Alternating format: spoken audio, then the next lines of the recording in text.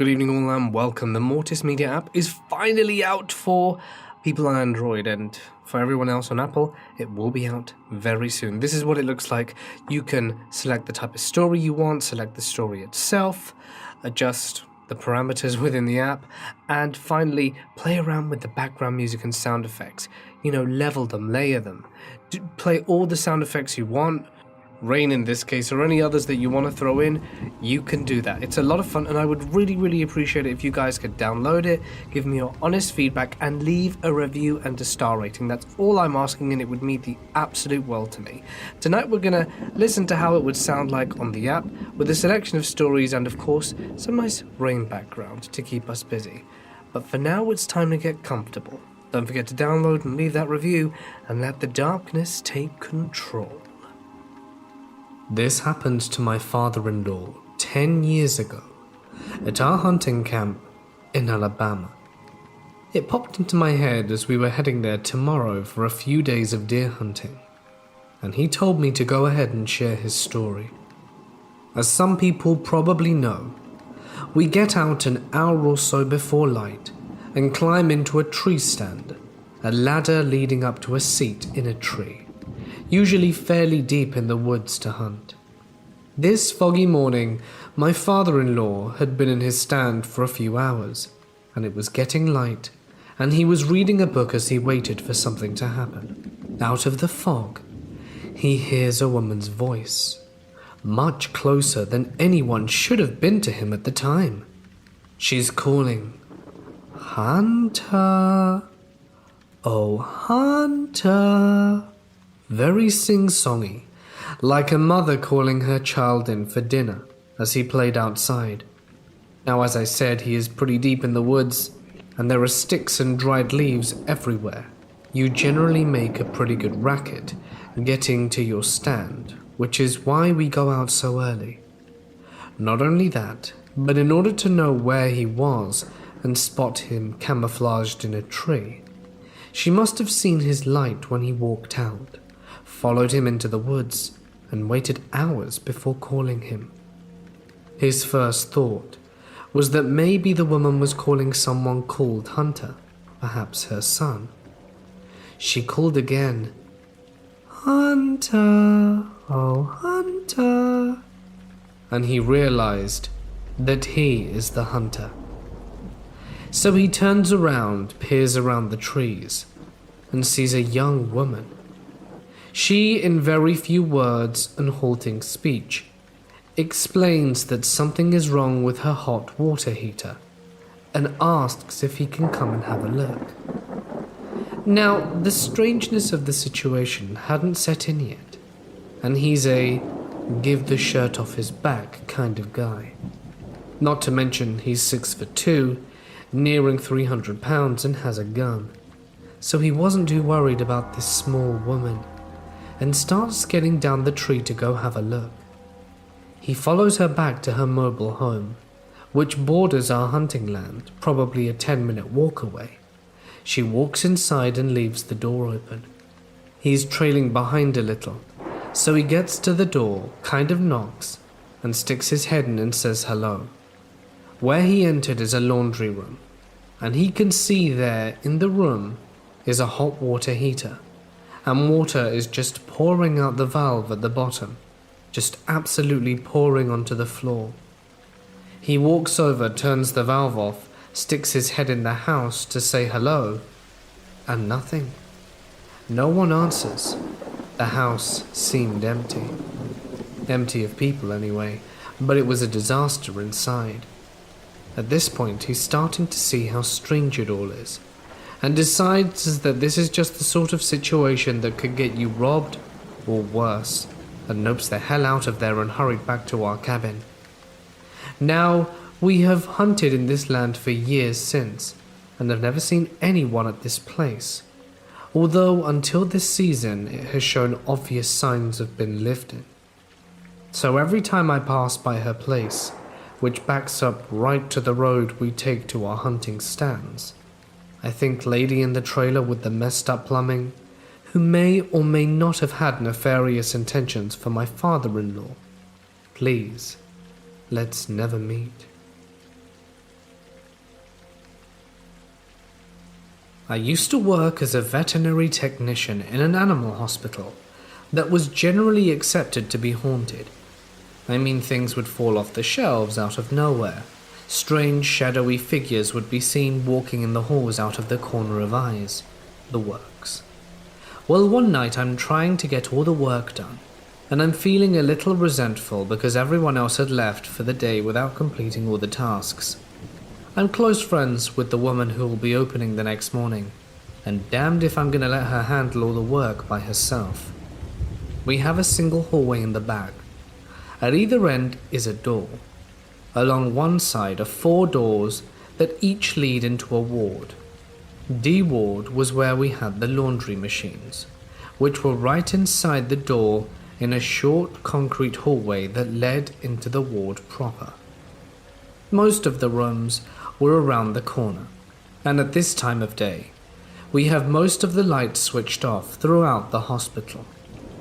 One last load of laundry was all that remained between me and freedom, and I was ecstatic to pop the dryer open and fold it all. As I leaped into D ward, I got to work immediately.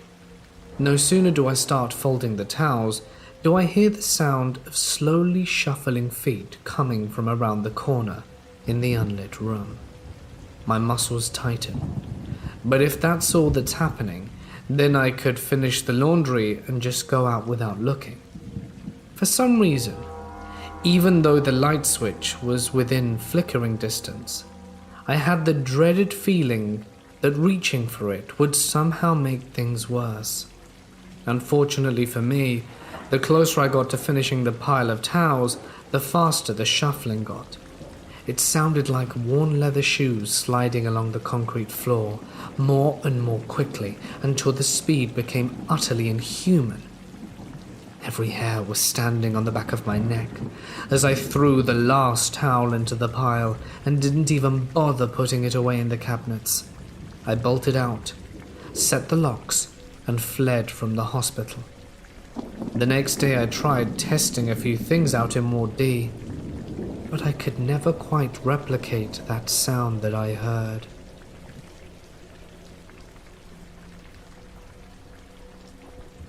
I lived in a farm around 4 years ago. From the moment we moved there, I could tell something was wrong. I felt uneasy in there, as if there was something constantly spying on me. A little detail about the place and situation.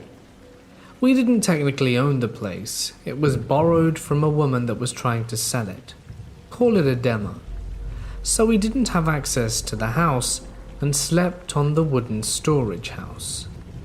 The farm itself was like this. There was a barbed wire gate that you manually had to move in the entrance, and in front of it was an open empty field with one of those outside washrooms to the right.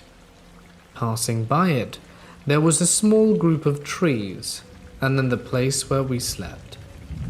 Passing that was the actual house to the left, and then the forest. In the forest entrance there was a tree with a ripped plastic bag tied to its branches, meaning the bag had been tied there for a while. It was still small, and people used to do that here to make marks or something. And right in front of it, there was a mound. Someone buried something there. I moved there with 4 dogs, plus the dog that already lived there that we took care of. Our routine was to wake up at 5 a.m. to go to the city, so I could go to school and my parents could go to work. The first night we stayed there, I noticed my room was the only one in the entire house that didn't have a lock, and I couldn't sleep because of the weird feeling I had, and I stayed up all night and slept on my way to school. Then things got weirder. The door started opening at night. I dismissed it as the wind. Cliché, I know, but it became more frequent and violent. Then, still on the first week, I saw it. It was a black humanoid figure with a white face. It was like the white face had empty sockets, and instead of a mouth, just an empty cavity in its face. It stood on my door entrance staring at me. I decided I would not sleep while I lived there, and I would bring myself to move or do anything. So I just kept staring at it to convince myself my mind was playing tricks on me. Then, some nights later, it became impossible to pretend, because it started moving and doing things. It entered my room, tapped on the window. It was a metal window that was right beside my bed, and slightly moved things and kept being a general creep. Whenever I shone light on it, it disappeared, but the eerie feeling persisted. I started keeping a flashlight in my room and playing music to keep myself calm and awake. Eventually I started falling asleep in some days, and in those days I would wake up with headaches and the feeling my eyes had been pushed into my skull. Every time I awoke, it was in pain. My parents eventually got security cameras because while we were in the city, some people entered the place to go fishing, as there was a shortcut to the neighboring farm lake through our forest. This is an important detail. Then one day my aunt went to visit. She had some weird superstitions and said the place had gold buried in it for some reason. She went to the forest and saw the mound under the marked tree I spoke about earlier, and decided it was a good idea to dig it up. Bad idea. I was digging it, and I need to describe what happened now very well to pass the feeling, so bear with me. There is a certain feeling of digging dirt that differs from rocks or mud or clay. I learnt this that day as I dug the hole. Then after going through a small layer of fragmented rock, I hit something soft and resistant that felt like leather. I hit it harder and pushed through it. Immediately after it, there was something hard with a complex and detailed shape. I tried to break through it since my aunt insisted it was a protection for the gold, and my parents were just whipping me into helping her. But it was no use, and it occupied most of the area of the hole, so we couldn't dig around it. It was like the hole was made specifically to bury it. My aunt then said she would cover the hole. She didn't cover it, and we went home. That night was hell. There was no tapping on the window. There was a strong banging. The thing kept entering my room non-stop, and even the flashlight wasn't working. I had to stay awake, feeling everything pressuring me. My door wouldn't close, and the thing would make noises and would be there staring at me. Now this is the part that makes the security cameras so important. They stopped working the moment it all started. There were 4 cameras, one pointing towards the farmhouse, one of them pointing to the washroom, one of them that showed my window, and one that pointed towards the forest. That morning I went to check on the camera footage, and all the cameras had stopped working, except the one pointing at the forest. There was only static for the other 3, but that one had a small blur. After that night, it never appeared again. I still couldn't sleep because of fear, but it never actually showed up and things got calmer. We moved out some time after that. I keep thinking about it every now and then. 4 years later, it was too real, and there were things that were noticed by other people too. I especially keep thinking about the thing we hit while digging, and how that night was the worst. I keep asking myself if we found a body, or some haunted object that was hidden.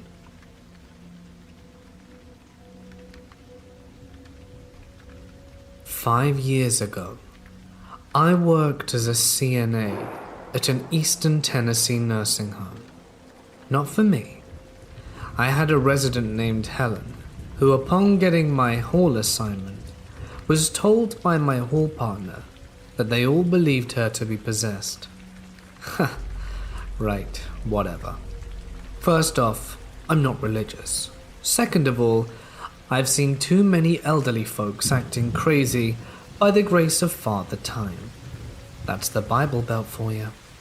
So I just smiled and nodded, because why be rude?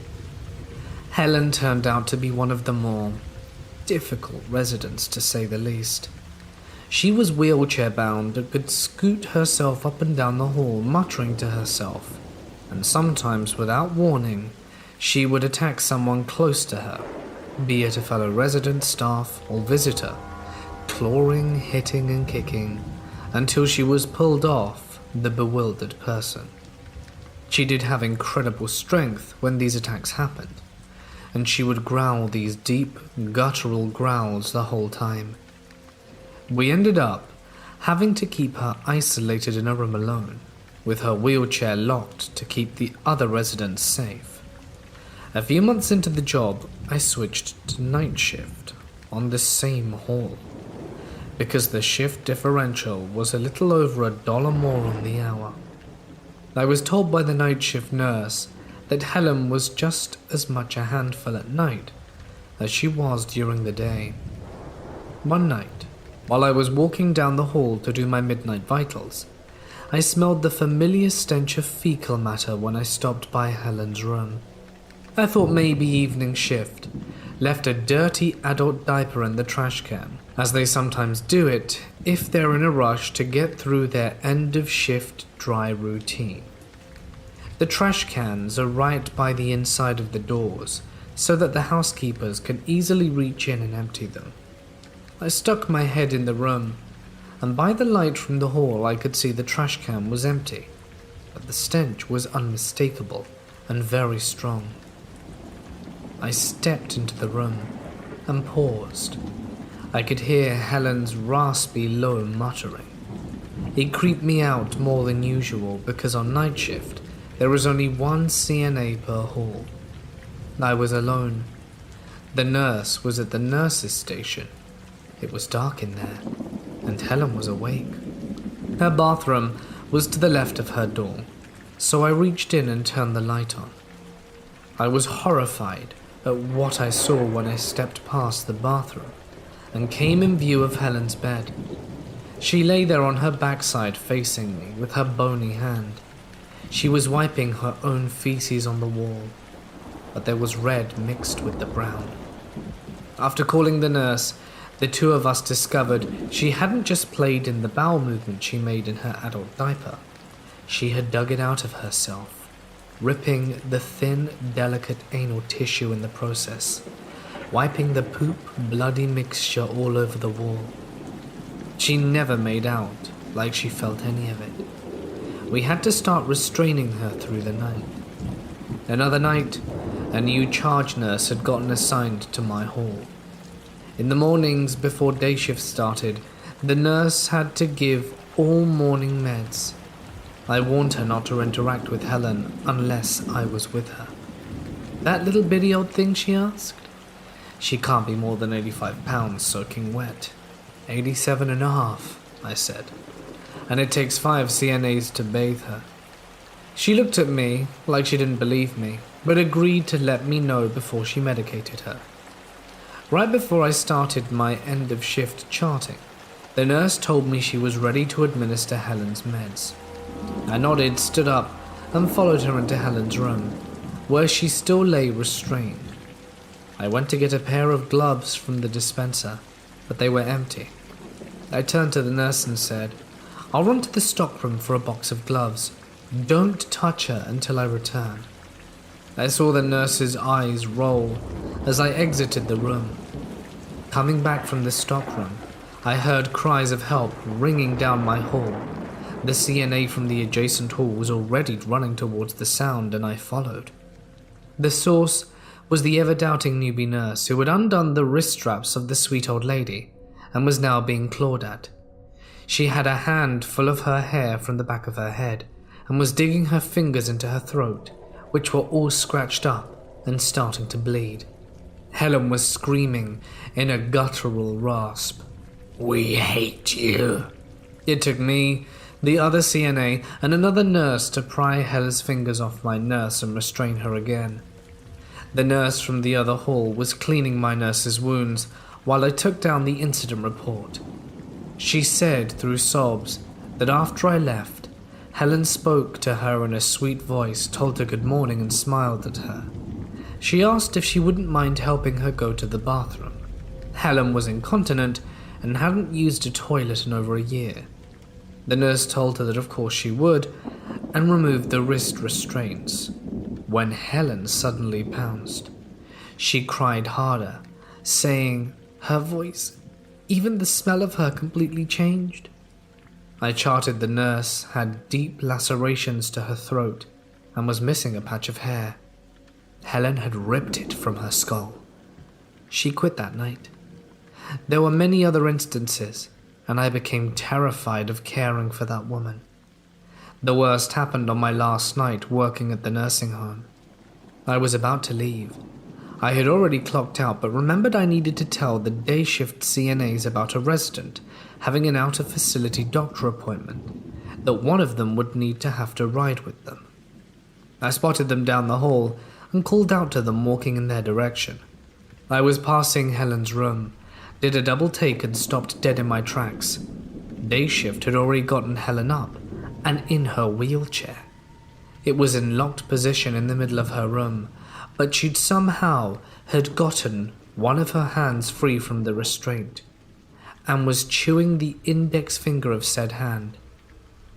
It was all a blur. I screamed something.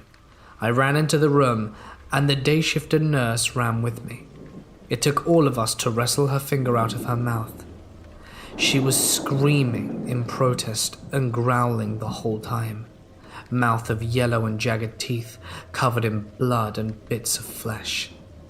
Helen had chewed the meat off most of her right index finger. The doctor was called in, and he said he'd never seen anything like it, and she would need skin graft surgery. It was more than I could take.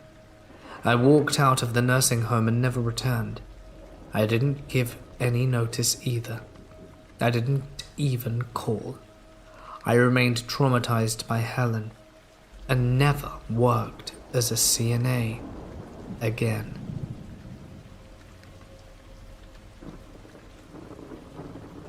This happened a while ago. To give you some context, I'm a male in my mid-20s, and at the time lived at home with my parents. We lived in a bigger-than-average house with a furnished basement apartment in a safe city in Canada. I lived in said basement apartment, while my parents lived on the top floor, the third story. Hearing noises and sounds from upstairs, mainly footsteps or doors opening and closing, is not unusual at all if you happen to live in the basement. When my younger siblings come home from college, these noises can be heard late into the night, at 2 or 3 a.m. even. My younger sibling would sometimes have a car with him, so you could hear the garage door open at odd hours as he would park his car inside. Needless to say, hearing noises while sleeping was never a cause for concern for me, and I had simply become used to it. But during the Christmas period a few years back, over the course of a few nights, I experienced strange occurrences that were downright mysterious, eerily creepy, and borderline paranormal. My parents had flown south to a Mexican resort to get away from the cold, and my younger brother decided to stay at his college town to party with his roommates. I was alone in the house for at least a week, until my parents returned, which wasn't really a problem for me. On the first night, I came home from a buddy's place at 11 p.m., watched a bit of TV, then decided it was time for bed. Before heading down to my room in the basement, I armed the security system, which, short of a security camera, was quite thorough. If anyone were to open any of the doors or windows of the house, a loud alarm would go off. The only way to disarm it is through an app. But if the alarm continued ringing for over a minute, the cops would be notified. I jumped into bed, and after a bit of Instagramming I dozed off. A few hours later into my sleep, I was awoken by the loud sound of the garage door opening. Strange, I thought, because as I said before, no one was home or due home for a week. 30 seconds later, I heard another loud sound. This was of the garage door closing. At that moment, I thought nothing of it. Just maybe thought that my brother decided to drive home earlier than planned. Still, I tried to stay up and hear who it was that arrived home, or to see if the alarm would go off.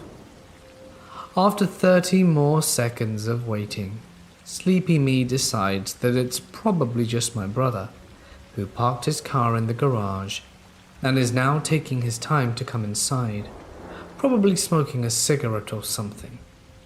I doze back to sleep, and nothing strange happens for the rest of the night.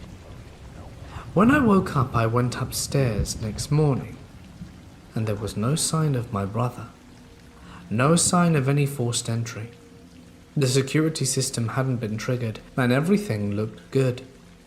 I even called my brother to see if he came home at all last night. He hadn't. Even the garage was empty, and didn't look like anything had been taken. I shrugged it off as me imagining things, sleep paralysis, or just a really vivid dream, and went to work for the day. The next night, I had the same routine as before. After work, I hung out with some friends, came home, armed the security system, and went to bed. I was sleeping peacefully, having even forgotten about the events of the previous night, when all of a sudden, I'm woken up by the loud sound of the garage door opening. I sat up in bed, trying to make sense of what the hell is going on, and then decide it was worth exploring. I grab my baseball bat and jacket and head upstairs. As I exit the main door, locking it behind me, and make my way to the garage, a sense of fear comes over me. The garage door is indeed open, and the light inside has been switched on. However, no one is in sight.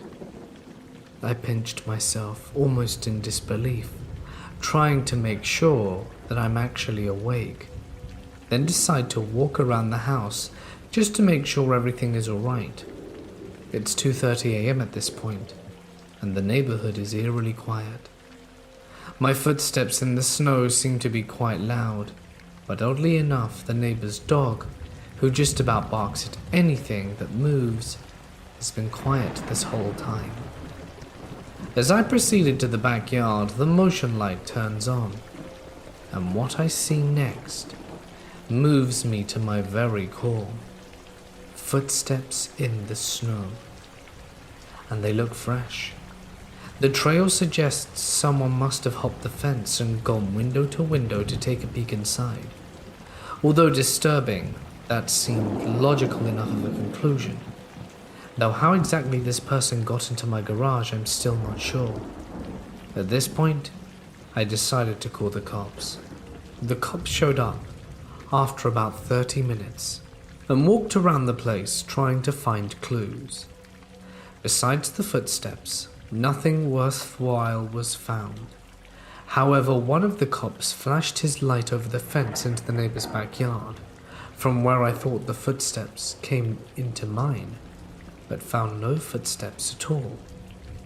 I found that extremely worrying, but the cops seemed to explain it away by saying someone probably traversed the fence and landed straight into my yard. I wasn't buying it, but seeing as though nothing had been stolen or damaged, there was little the cops could do at this point. After they left, I went back inside my house and stayed awake a while longer to see if anything else transpired. Luckily, the rest of the night went incident-free, and I ended up passing out on the living room couch shortly after. On the third night, after work, I came straight home, cooked myself a quick dinner, and then went to bed, or at least tried to sleep. That was around midnight. But what happened the previous 2 nights kept me up for a while. Finally, after staying up waiting to see if something had happened, I passed out at 2 a.m. This time the sound that awoke me was not the garage door opening, but the sound of the alarm. Maybe it was because I was on high alert, or just that I never was fully asleep. But the minute the alarm started ringing, I was on my feet, baseball bat in hand, prepared for an altercation.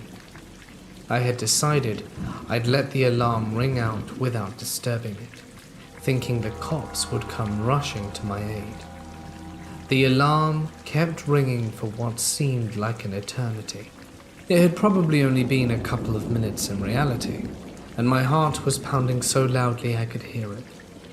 That's when it occurred to me. I hadn't heard any sound coming from upstairs.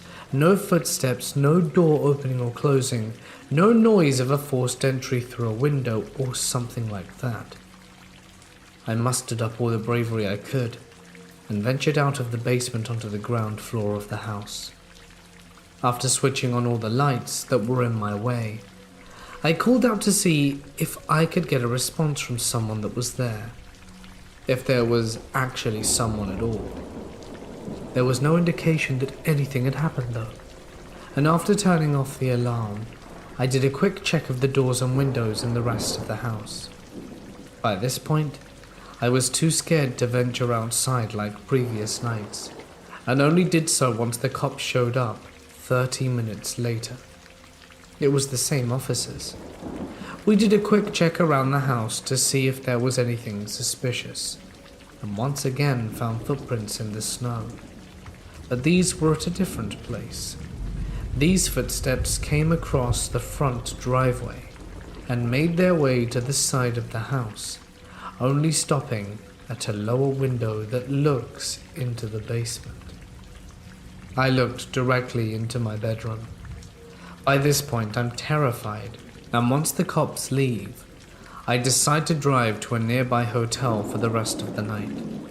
Once there, I contemplated calling my parents, but didn't want to stress them out during their much-needed vacation, and didn't want to seem like I was scared in front of my brother, who'll probably just make fun of me anyway. I decided I'd go back home, and the next day replace the batteries on all security system sensors, as I had managed to convince myself that was the problem. But it obviously doesn't explain the garage door opening randomly the 2 previous nights.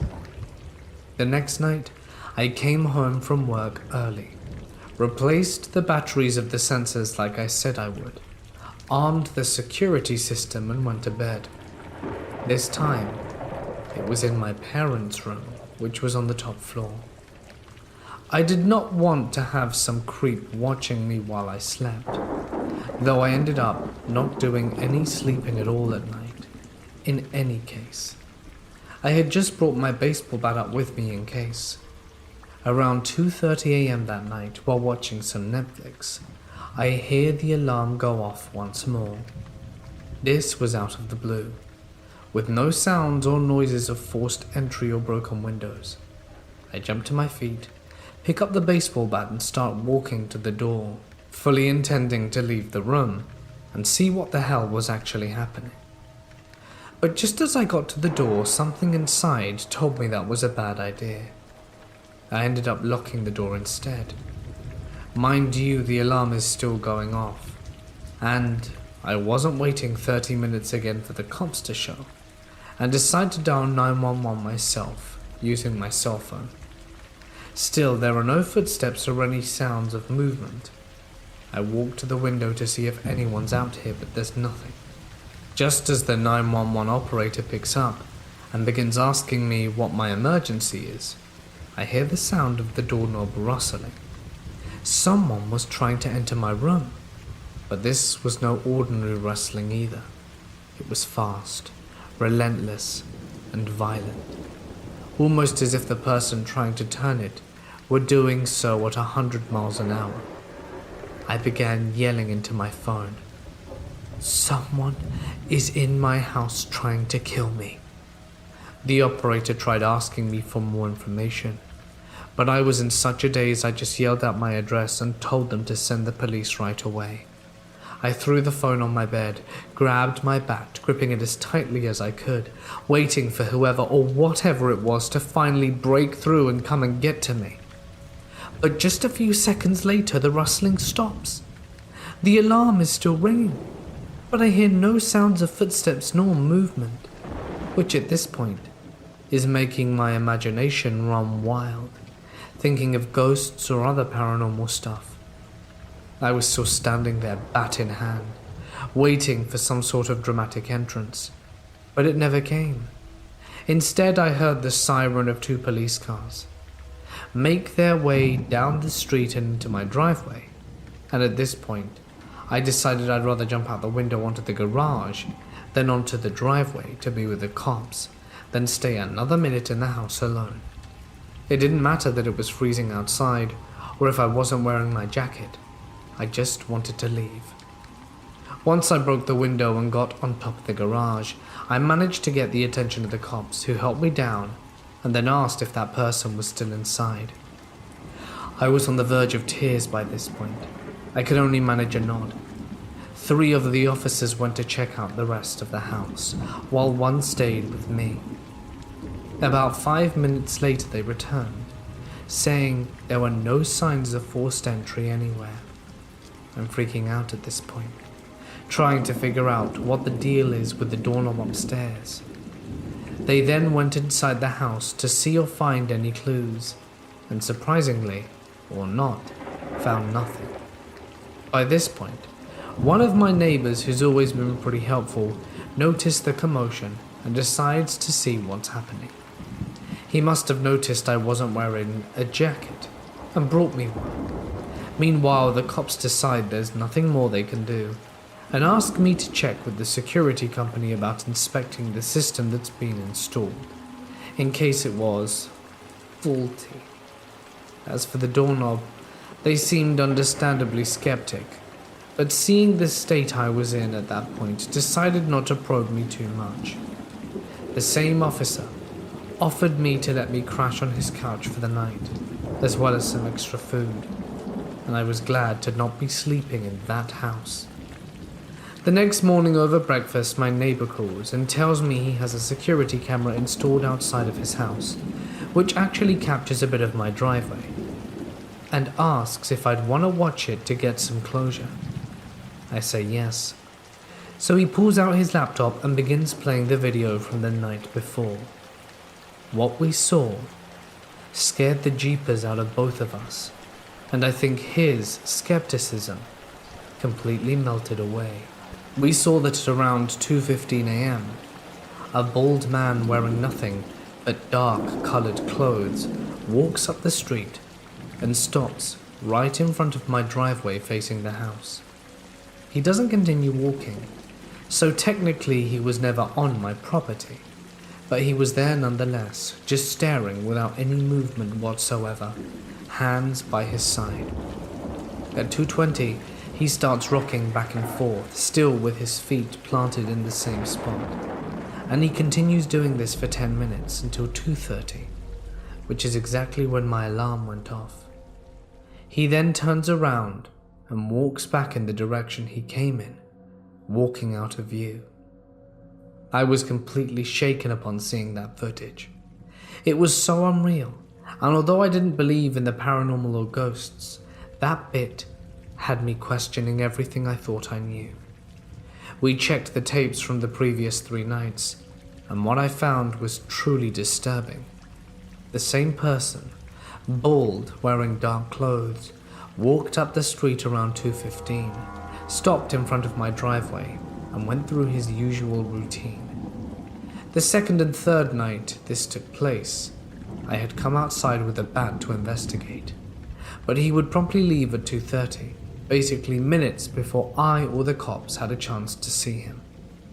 But what was truly strange was that in the video at least, he never once came to my backyard or even to the side of my house towards my basement window. He just stood at the foot of my driveway staring and swaying at the house, then left. I handed the recordings over to the cops, but unsurprisingly he was never caught or found. I called my brother that day and asked him to come and stay with me until our parents arrived. Thankfully nothing happened after that night, but it did leave some lasting mental scars, as I slept with all the lights on in my room for a year after that, and now I need a light to sleep, as well as leaving me with tons of questions. Who the hell was that? How did he/it know I was sleeping there that night? What was his deal with the alarm going off and the garage door opening out the blue? For the record, we had someone come and check up on the system, and it was supposedly working fine. And it did work fine after that night. And what of the snow prints? How the hell did that doorknob hold for as long as it did? Did the thing on the other side intend on coming in at all? What would have happened if it did?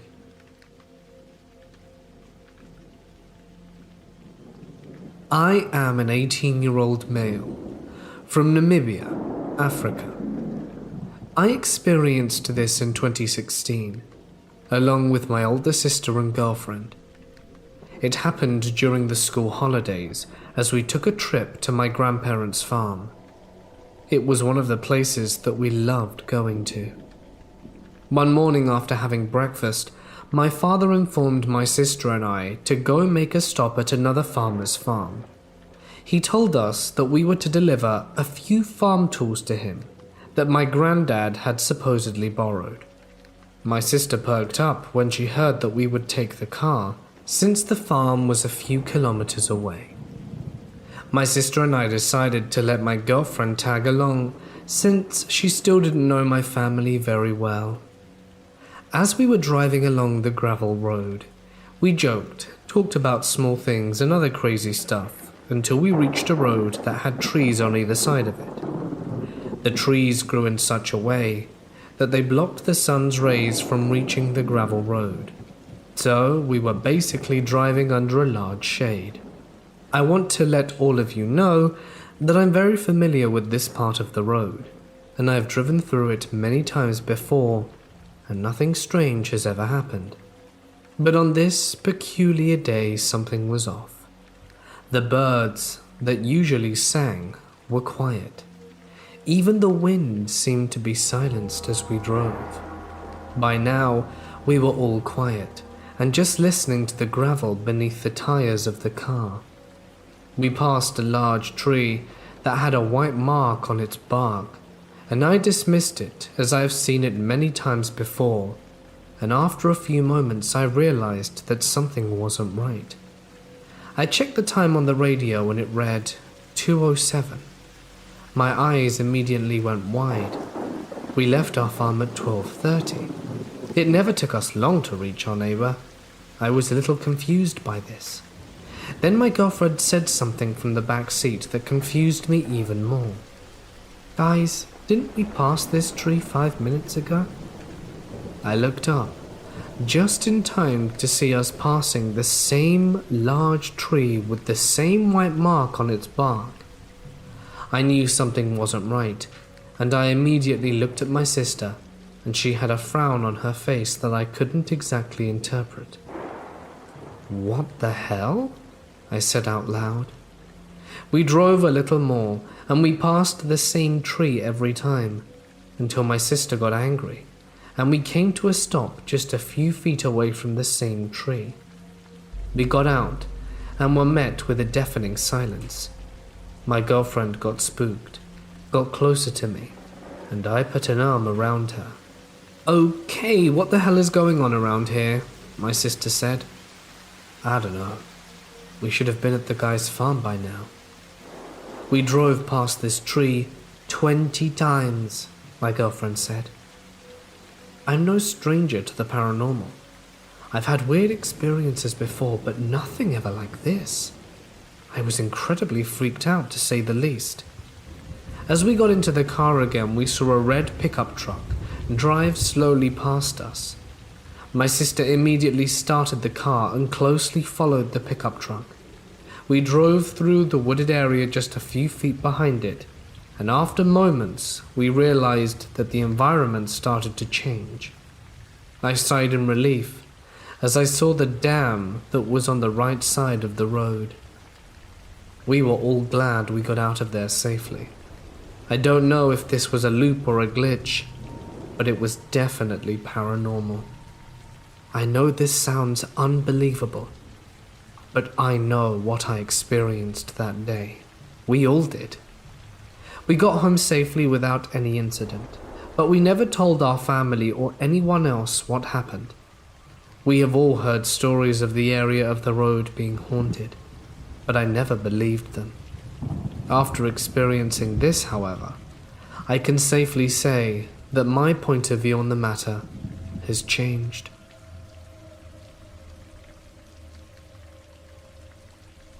A few years ago, I was working a night shift on a generic rehabilitation ward in an old hospital that since closed down. The ward was a long L-shaped corridor with the nurses' station situated at the bend. I was doing some paperwork at the nurses' station, and the other nurse on duty was on her break, sitting in the lounge at the end of the corridor. Out of nowhere, I heard this almighty crash from one of the bedrooms, and I shot straight up and started running towards it.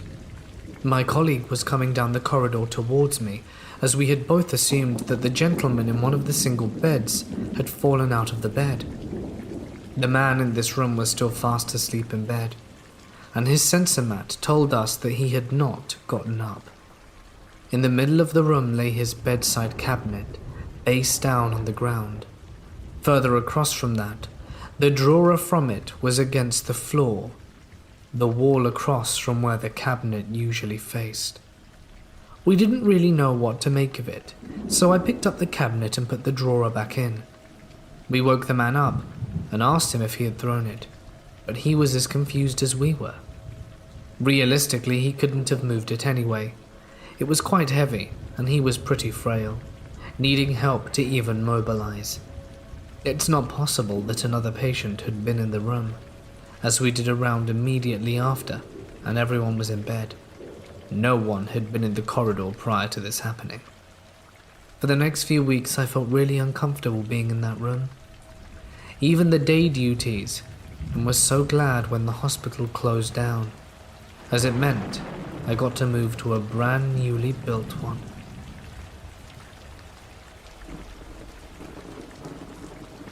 I should start this by saying I didn't used to believe in ghosts. I work in a building from the 1890s that I was told was once a brothel. Once I was working at night, when no one else was there, to get some extra work done. A lot of weird stuff happens on the second floor, and a little after 3 a.m, I had to go up there and put some things away and lock up. The light switch is at the top of the stairs, so I had to walk up the stairs in the dark. There are no windows in the hallway, so the only light was coming up from the bottom of the stairs.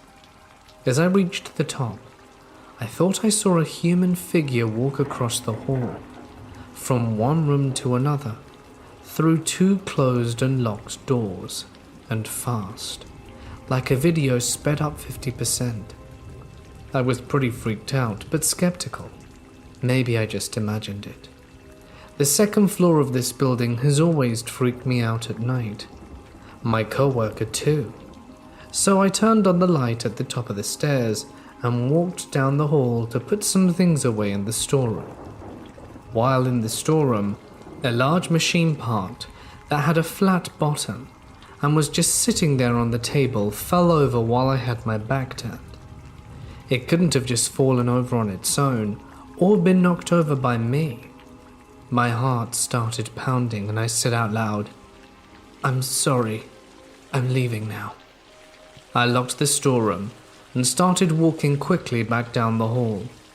As I walked, a little gust of wind blew through the hallway from behind me. There were no doors or windows open to the outside anywhere in the building, and no one else was there to have opened one, so it wasn't the result of a natural pressure differential. I started speed walking. As I passed between the two doors where I had seen the fast-moving apparition, I swear I heard a woman's voice whisper my name behind me. I turned off the light and stumbled quickly down the stairs. Halfway down, there's a small landing with a door. I fumbled with the latch that held the door open, terrified to look back up into the dark hallway above me. I got the door closed, and as I locked it, I felt sure that there was something on the other side. I was panicking. I clocked out of there as quickly as I could, and a few days later I went up there before dawn on an opening shift, and I was talking to the ghost, or whatever it was, the whole time, apologizing for my intrusion and asking to be left alone. I felt crazy, but it was better than being haunted again, and everything was normal except I felt someone lightly grasp the back of my shirt as I passed between the two doors. That was the last time I went up there alone in the dark.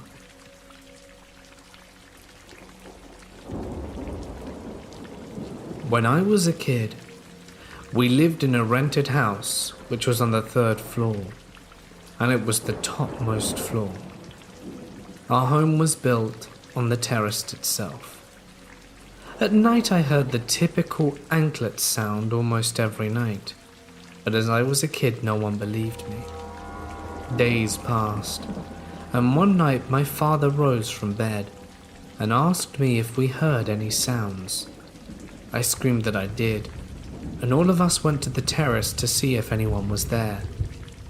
What came as a shock was all the families who were living in that building were on the terrace, and they were all wondering about the sound and where it was coming from. The sound that we'd all heard was no longer there. But once everyone had turned off the lights and returned to bed, did I hear it about an inch from my ear, as did my parents. We were very freaked out, but the sound ceased a few days later. We moved into a new city after that, bought our own house, and that strange sound followed me to my personal room. But after a few days it faded completely. Me and my sister had adjacent rooms. My room was quite a bit bigger than hers, and sometimes felt empty. Every sound echoed. My sister left home for her job in a different city. I took her room as it was the perfect size, with the perfect furniture for my studies. In a few months, some strange things started happening. I was, and still am, a TV show fanatic, and used to watch comedy shows regularly till morning on my laptop. My room was on the 1st floor, and my parents' room was on the ground floor. Soon after the anklet episode, I once heard a very loud thud that came from the terrace. I suspected thieves, so I went to get my baseball bat and sprinted towards the terrace at 3 a.m. It sounded like something jumped and fell hard on the ground. I found no one on the terrace, and it happened every other night. I started ignoring it after a while. Now, as the ghost was losing the game, I was no longer scared. So the ghost decided to play a new trick. Imagine this. Do this now. Press a switch on your electricity switchboard. If you hear the sound, you'll hear a loud tick. The on and off switch, constantly. Imagine 20 switches doing the same thing. How loud it will be in eerie silence. Every night this happened, as I slept in my sister's room. I heard it happening in my room, and every time I went to check I saw the fan moving and slowly stopped as I entered the room. I always, no matter what, always shut the washroom door closed, and every morning I'd see it open, after an hour of me shutting the door closed at 2:30 a.m. Now I got comfortable with this. These things stopped happening, but the craziest part is yet to come. I started seeing numbers in triples. Sometimes we don't turn our gaze to the clock or unlock our phone just for the sake of it. The numbers started to appear together. I saw numbers in triples like 222, 333 and the like. It was driving me mad. The car in front, YouTube views, news, triples all over the place. People pass arguments that my mind wanted to see triples, and that's why I always got fixated on them. Maybe it was my subconscious, maybe it wasn't. But the story had just begun. Every day and every night, I'd wake up at 2:22 or perhaps 3:33 for 6 months. Sometimes I'd check my phone to see what time it was, and it would go from 3:32 to 3:33. Craziest part? I once woke up on the 3rd of March at 3:33 a.m. with my phone battery at 33%. I wish I'd have taken a screenshot. I looked it up. What was happening with me? I remember one more instance. The most dreadful incident of my life. Do you know the faces you see in your dreams? Or the faces you draw in your mind are not your own creation? You've actually seen those faces before, and your brain keeps repeating them. Now I was leaving for school, and I had a really scary dream. I mean, even now I get shivers when I think of it. There was a man in my dream, of medium height, bald, wearing old clothes with dark circles, like a Vantablack. Next day I was getting my bike out of my house to go to school. The same man who I saw in my dreams was standing in the middle of the road staring at me. He did this for 2 to 3 minutes, and I was petrified, unable to move an inch and unable to scream. Then the man didn't move either. He stared at me for the longest 2 minutes of my life and just turned and walked away. I had a very high fever that day and didn't go to school. Fast forward a few years. I had this feeling for a year now and still have it, that whenever I sleep I feel someone standing near me, over me, and directly looking at me. Even when I'm alone or with a bunch of friends, I always feel the presence of someone I do not know.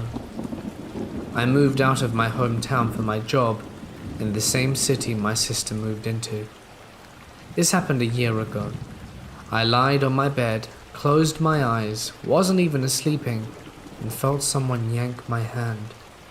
I thought I was dreaming, but 2 minutes later someone tightly slapped me on my left cheek, and no one was in the house.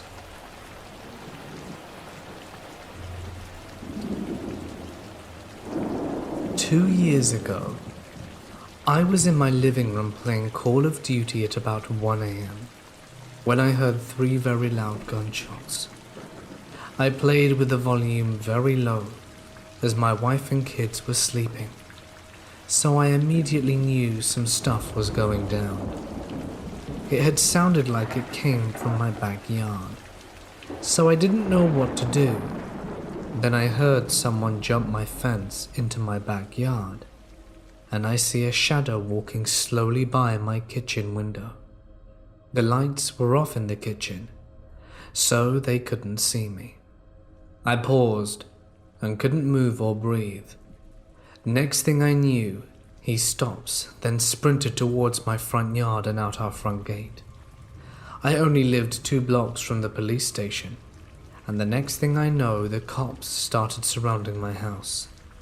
I opened my door and tell them what happened, and immediately there was a helicopter searchlight on me. There were several cops in my backyard and in my front yard. I told them what happened, but they wouldn't tell me anything. What had happened, which I found out through the news, was that the guy had left the local bar with some younger kids to go to the liquor store behind my house. One thing had led to another, and they all started fighting. Some man driving by saw the whole thing, got out of his car to break it up, and the guy that was fighting the younger kids ended up stabbing one in the head, and then shot the passerby 3 times in the chest, obviously killing him. This all happened directly behind my house. The kid survived and the shooter got away. They found out that the guy who got killed was driving home to Colorado and just stopped in our town trying to find a hotel for the night.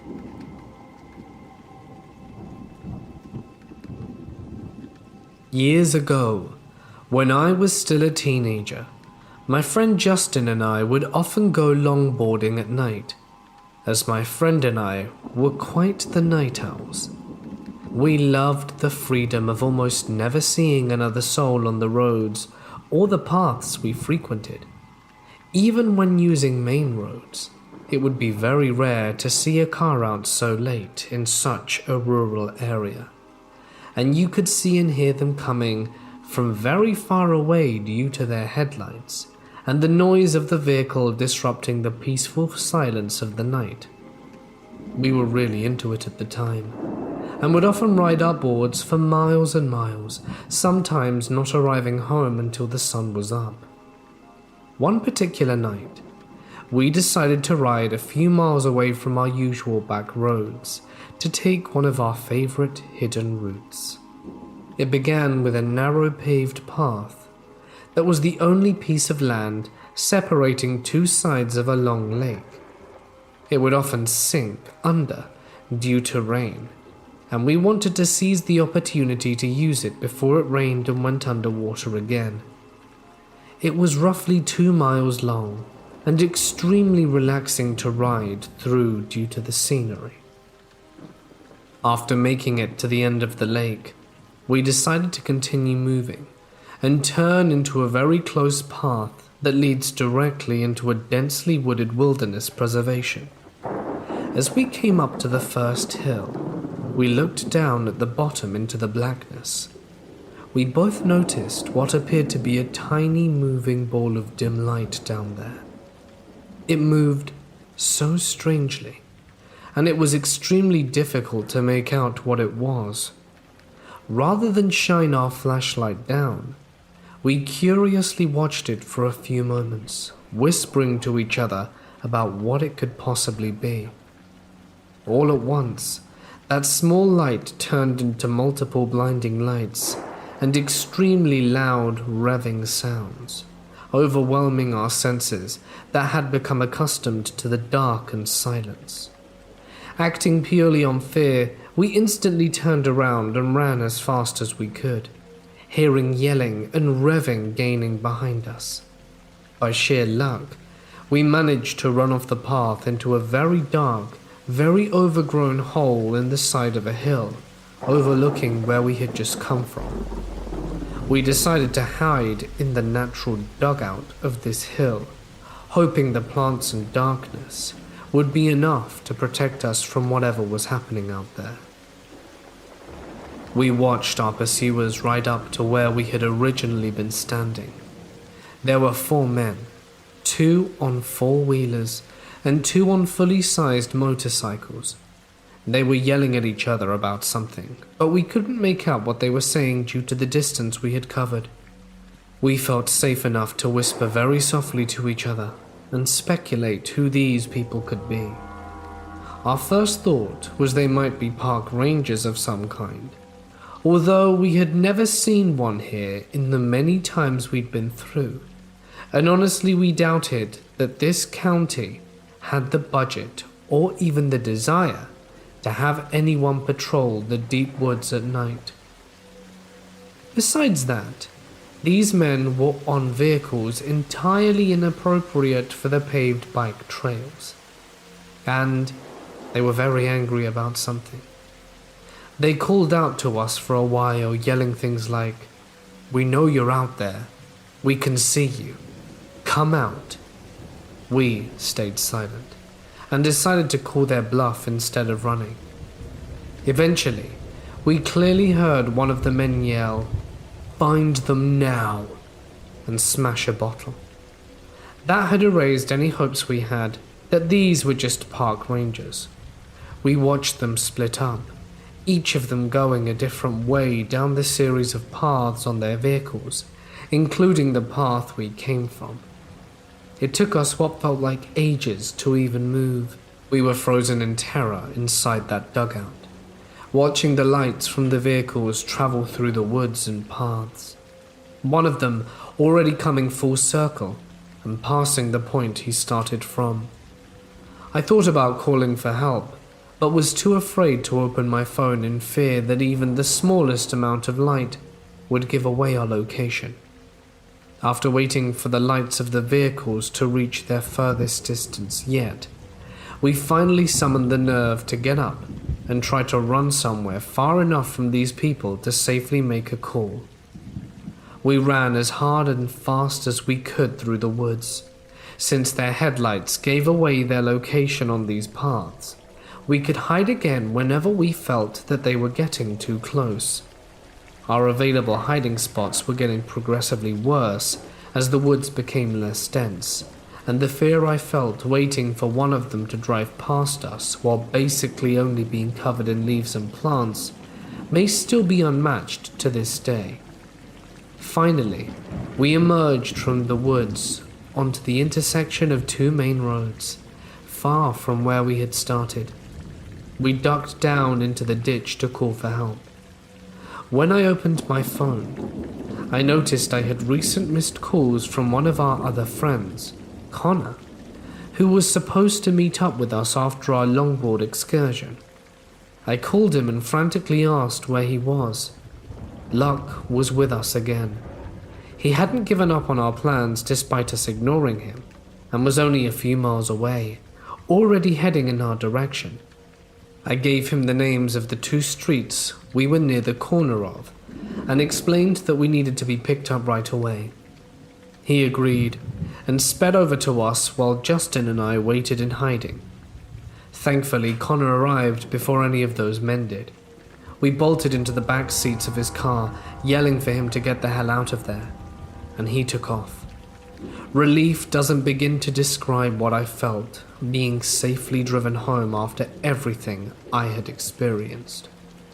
After explaining everything that happened to Connor, we ended up just moving on with our night and decided not to call the police. We figured they would be gone by the time any officer made it out there, and that we would only be putting ourselves at risk by admitting to breaking the law and taking those paths so late at night. I still have no idea what happened or who those people were. I've been told all kinds of theories from friends and family that have heard this story. Some think we walked right up to a huge drug deal. Justin and I later admitted to each other that when the revving started and we couldn't see it, our minds both went straight to chainsaw-wielding horror movie serial killer. So I suppose it could have been much worse.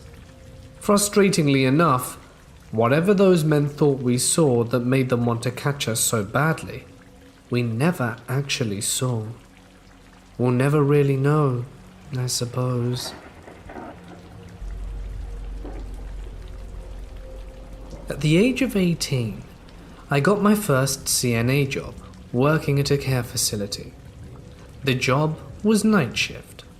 One night, after our rounds were finished, me and a co-worker were sitting at the nurse's station telling ghost stories. One of our longtime residents was a notorious gossip, Dave, and decides to chip in and tells about a little girl who haunts the second floor. At the time, the second and third floors had both been closed for years. He finished the story by telling us she plays with a ball, and if you're quiet and listen, you can hear the ball bounce.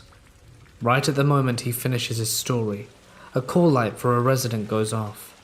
A resident who I've never seen use her call light before or since. When I go into her room to check on her, she's laying in her bed with a terrified look on her face pointing at the ceiling. I was a little freaked out, but easily reasoned it away. I did, however, tell the story to my sister. 4 years later, I am now working day shift in the same building, and the second and third floors have been renovated and are now house sub-acute care patients. These patients are mostly surgery recovery and will go home after their stay.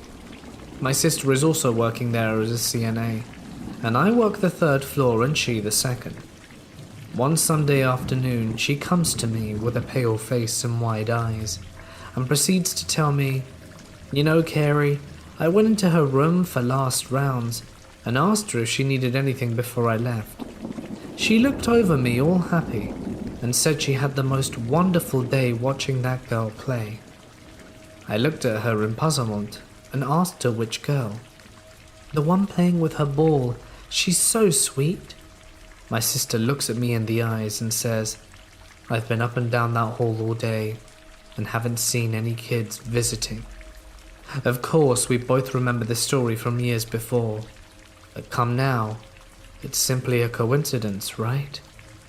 Also, Carrie died that very night.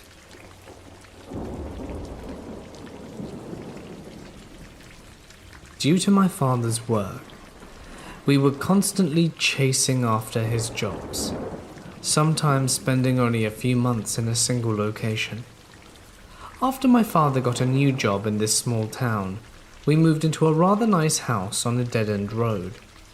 It was a large house with wood floors and a generally exceptional feel about it. Glad to have found a nice house in our price range, we didn't really think too much on why it was empty and why the landlords were willing to rent it out for such a very low cost. It would only take a few months before we found out for ourselves what was going on. The haunting started as just a feeling that we kids would get from time to time. At first, it was just a general sense of unease, but this quickly escalated. As time went by, we slowly transformed from simply thinking we were being watched to seeing forms in the corner of our vision. The feeling of being watched had spread into the night at this point, and few of us were able to get a full night's rest. This continued on until we began to see things much closer to the forefront of our vision, and we had started seeing dark forms in the night, scaring us to the point that we'd all sleep on the same bed for a weak sense of security. Then we found the reason for the haunting.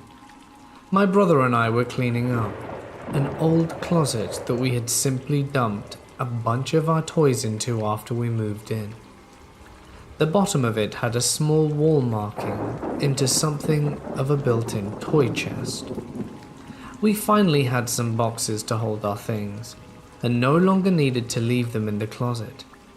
As we pulled out our things, we noticed that the carpet was loose. We were kids, and we were not very smart. Instead of telling our parents, we just pulled the carpet back, revealing something that none of us would ever forget. A tombstone. It was right there, with the name and dates already carved into it. Thinking there was someone buried in our closet, we quickly showed the tombstone to our parents. Thankfully, they decided to remove it from the house, and we thought that was it. But the haunting didn't stop.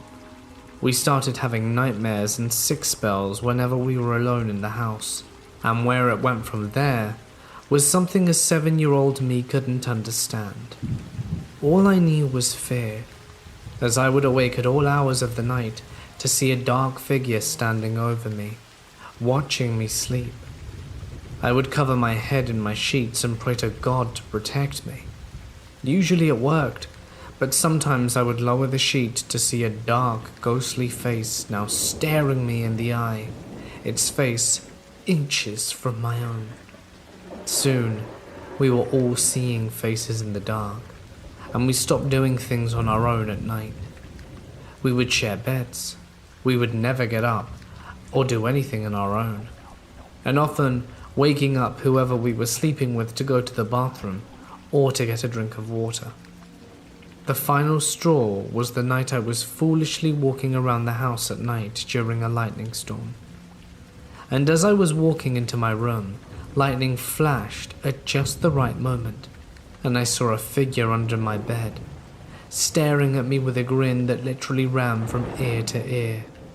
Its needle-like teeth bared for me to see. I screamed in absolute terror, and it would take days for me to be willing to even play in my room again. We removed the bed frames and started sleeping with our mattresses on the floor for protection from whatever it was that I saw. But the nightmares and sightings continued. Thankfully, my father's job moved to a new location, and we were able to leave that house. In just 6 months, we went from happy to having such a nice home, to wanting nothing more than to leave it behind. I will never forget that horror, and it has left permanent scars on my soul. Even to this day, almost 25 years later, I still have nightmares about living in that house. God only knows what monsters were there with us. And just saying this out loud has left my heart pounding with the fear of that memory.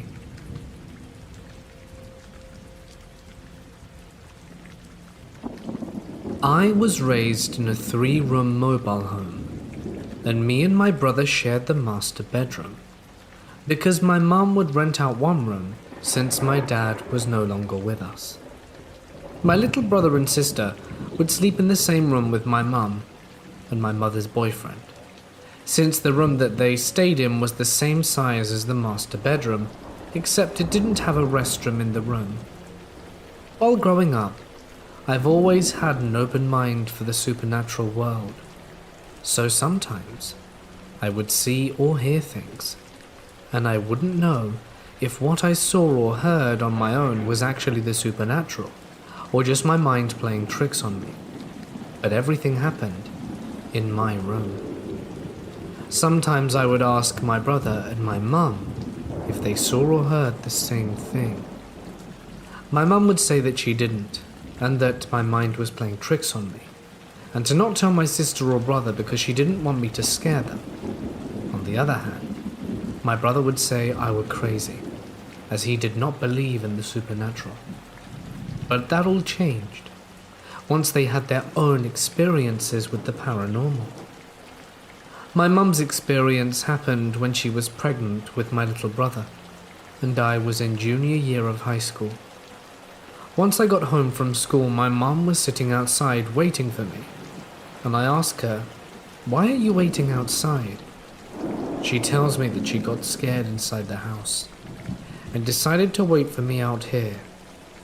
My mum tells me that she was home alone cooking, and it was quiet, when out of nowhere she hears a loud bang coming from my room, as if someone dropped my air conditioning. Her first thought was that someone was trying to rob the house, so she grabs the knife and turns off everything, so that they think no one's home, and she waits at the end of the hallway in case they come out. As she waits, she hears noises and footsteps coming from my mum's room, to the point where she hears more than one person. She hears them throwing papers around and knocking down objects, and she starts to get scared, but she tries to stay calm after waiting for 10 minutes. And it gets quiet, and after 5 minutes of pure silence, she gets the courage to open my door, and she hears and sees nothing, just the way I had left my room before I left school. While realizing nothing happened in my room, she realizes that someone tall is standing behind her, and her body is overtaken by sadness and fear, so she starts to break down. She gains the courage to look behind her, and sees that no one's there, and she decides to go outside as fast as she can to wait for me. Nowadays, after I moved out, she tells me that she sometimes hears my voice calling her from a distance while I'm at work, and at night, she sees either an adult sitting on the couch looking at her, or a little kid sitting on the flower throw when no one's there. My brother's experience happened when he was 20, and I was 19, and my other brother had come down from college to visit. It was 11 p.m. while I was at my friend's house. Once I get home, he asked me if I had came home and tell him no, that I was at my friend's house with a group of friends sitting down and chatting, and I ask him what happened. He tells me, "You know, you tell us you heard and saw something and we think you're dumb and going crazy?" He begins to tell me his story, that he was in the restroom doing the number 2, and after a while in the restroom he hears footsteps through the wall, thinking it's me because he heard the door open and then close. He begins to call out my name, hoping that I respond, but it's quiet. But he hears someone inside the room sitting down on the chair rocking back and forth, and keeps calling out to me. He begins to hear someone grabbing at his college homework and throwing it around and ripping it up, so he starts to call me out. He gets angry because he just finished cleaning, and says he hadn't heard someone's voice. He hurried up out of the restroom, only to see the room was perfectly clean and no one was in there. He goes to the kitchen and asked if anyone had went into the room. My mum answered that no one had ever gone over there or near the door. He explains to her what he heard, and ever since then has also believed in the supernatural. While I was growing up, I always heard and saw things, so I've always been a believer, but it never bothered me, and I was never scared of the paranormal. I was 20 years old when I had astro projected the first time that I remember. Me and my girlfriend had 2 pit bulls that lived at my mum's house at the time, and my brother was in college. My girlfriend's shift was from 6:45 a.m. to 3:15. In my case, my schedule was all over the place, so my sleep schedule was messed up. But one of my shifts I worked at night, so I would arrive home at around 6:30 a.m. When I get home, I usually let my mum know I'm going to bed, so she doesn't begin to worry about where I am. As I'm getting ready to sleep, I face the edge, because if I face the wall, I feel someone's presence standing behind me, especially sitting down on my chair. I was asleep. I rolled over, and it turned out to be that my spiritual self had rolled over instead of my physical body. I rolled over and was able to see myself asleep, and the moment my girlfriend walks in and says, "Oh, you're awake," and I ask her, "You're home early? Your manager let you off early?" "Yes," she replies. I look at the time. It's 12 p.m. They would have never let you off this early. She just stares at me and begins to smile, a smile from ear to ear, and begins to transform to her normal self. A long-fingered, long-haired, ugly-looking creature, pimples all over her face. She looked a bit like the witch from the movie Hansel and Gretel Witch Hunters. She stared at me and smiled, but I wasn't afraid. And then out of nowhere, in the blink of an eye, she was face to face with me, grabbed my arm with her long nails going through my skin, and I began to yell out in pain as she just laughed at me. At that exact moment, the dog heard me, or her, laugh, and began to bark loudly. And I woke up. The moment I awoke, I was face to face with the wall instead of the edge of the bed, but then felt this presence behind me. And I knew it was because I saw her face to face, and my dog kept barking. Once the dog stopped, I assumed it scared her off, and I took a look at my arm where she had grabbed me, and saw the marks left by her nails. I told my mum what happened, and she believed me ever since her own encounter. Ever since that day, I now sometimes see people, or hear noises even though no one is around me. I used to rarely have dreams about the future, and nowadays I've been having dreams about some of my family members dying or committing suicide, or me being at their funeral, which I hope none of them come true. Usually my dreams about the future tend to end in reality. I've told my story to people, and they begin to talk to me about a third eye or my sixth sense. But now I'm starting to think that when the demon grabbed my arm, I think she helped me unlock something. Because wherever I go, I feel a presence around, like someone is staring at me from a distance. Or sometimes I'm able to see it from the corner of my eye. When I look, no one's there. People call me crazy, but they can call me whatever they want. They just need to experience it firsthand in order to truly understand and become a believer themselves.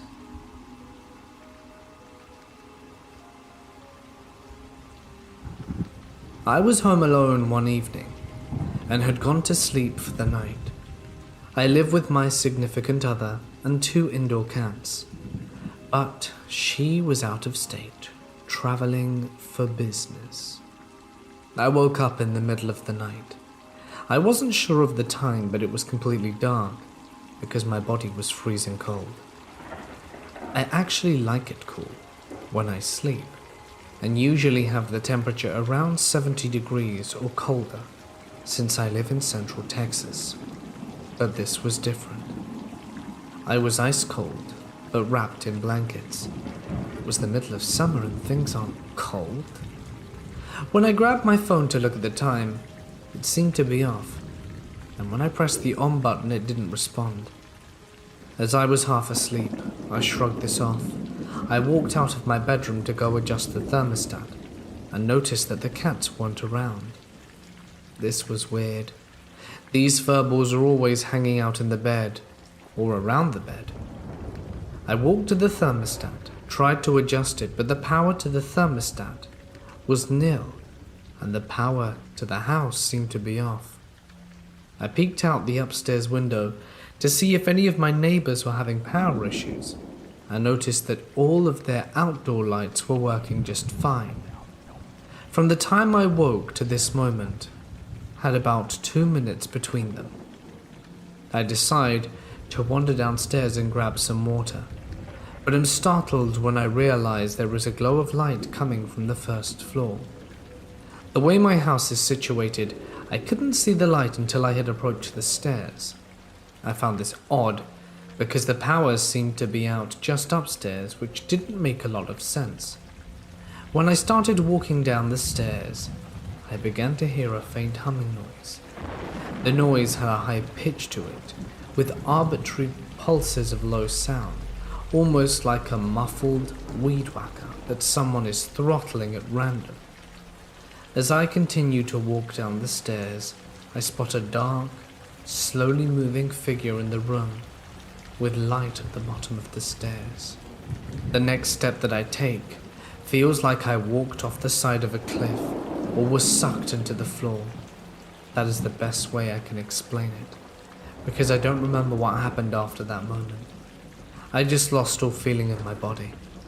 My next memory is waking up again to the sound of my phone's alarm. Everything seemed to be back to normal.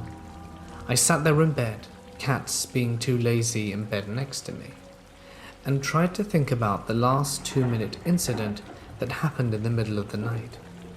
I'm not a sleepwalker, and I definitely wasn't dreaming.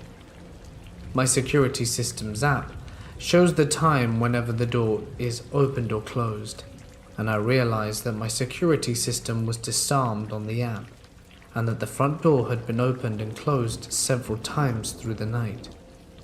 I pulled up my security footage from the exterior cameras and was surprised to learn there was zero footage from the night. Like the motion sensors reacted to a random car driving by at 10 p.m. and then the next thing is another random car in the morning. So someone or something walked in and out of my front door, and the cameras captured no footage. My neighbor across the street has a good security system that points at my house, so I asked if I could review the footage from his cameras and told him some made-up story about how I thought someone had broken into my truck. He said it was weird because when he pulled up the footage from that night, his cameras didn't record anything, just a time gap once again. My first thought was that I was sleepwalking and that my memory was a dream, but it just couldn't have been. When I looked out the window in the middle of the night, I distinctly recall a red pickup truck parked in the wrong direction in front of the neighbor's house. I always notice when cars are parked left wheel to the curb, because I've gotten a ticket for it in the past. The truck was not there before I went to sleep based on footage, but was there in the morning. So the truck was there when I saw it in the middle of the night, and I definitely woke up in the middle of the night, cold as ice. No cats, no working phone or thermostat. I saw the truck out the window and then got walked by something on the stairs. A couple of additional things were different in the house. The security system was disarmed and I definitely armed it before going to bed. The light was still on downstairs, and that was absolutely off when I went up. My whole body smelled like burnt marshmallows. I know this is weird, but it really is how it smelled. And lastly, my 55-gallon fish tank that sits at the bottom of the stairs in the entryway was missing 2/3 of its water. Like seriously, where did 40 gallons of water go? The whole area around the tank was bone dry and the fish were fine. I think I was screwed over by some thirsty aliens.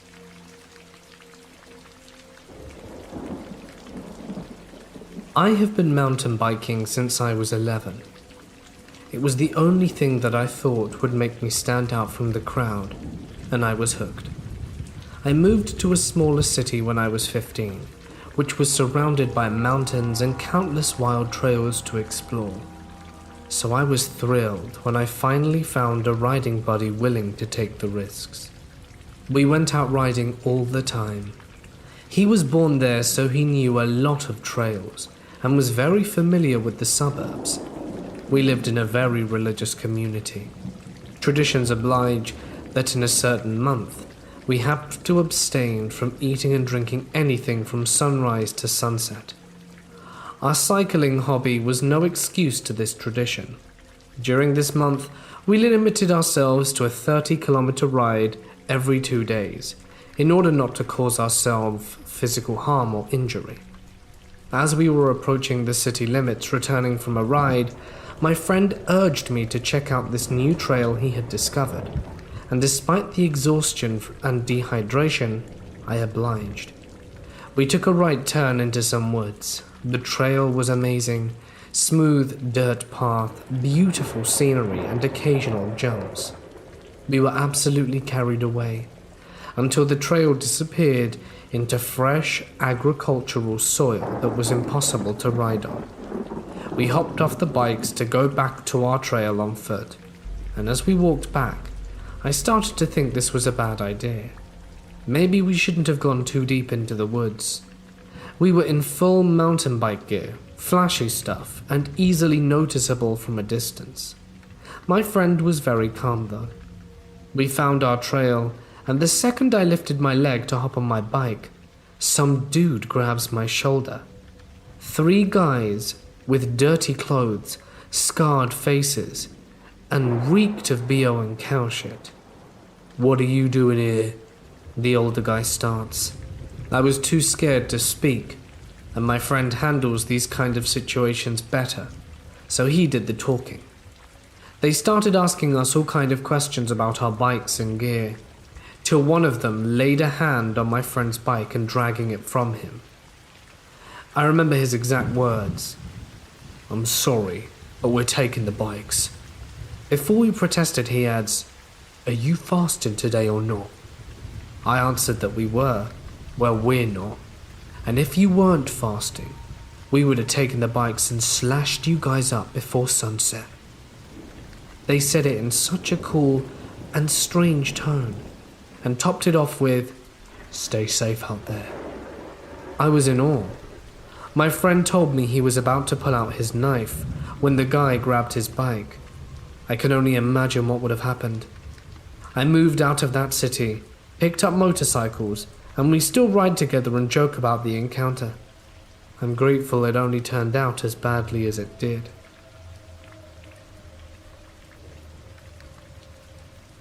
I worked at a forensic state facility that housed mentally disabled men who were unable to stand trial. My shift was from 9:30 p.m. to 6:30 a.m. I thought it was funny that a lot of my co-workers were into the ghost stories, but I learnt real quick that all you could do was laugh at things you couldn't explain.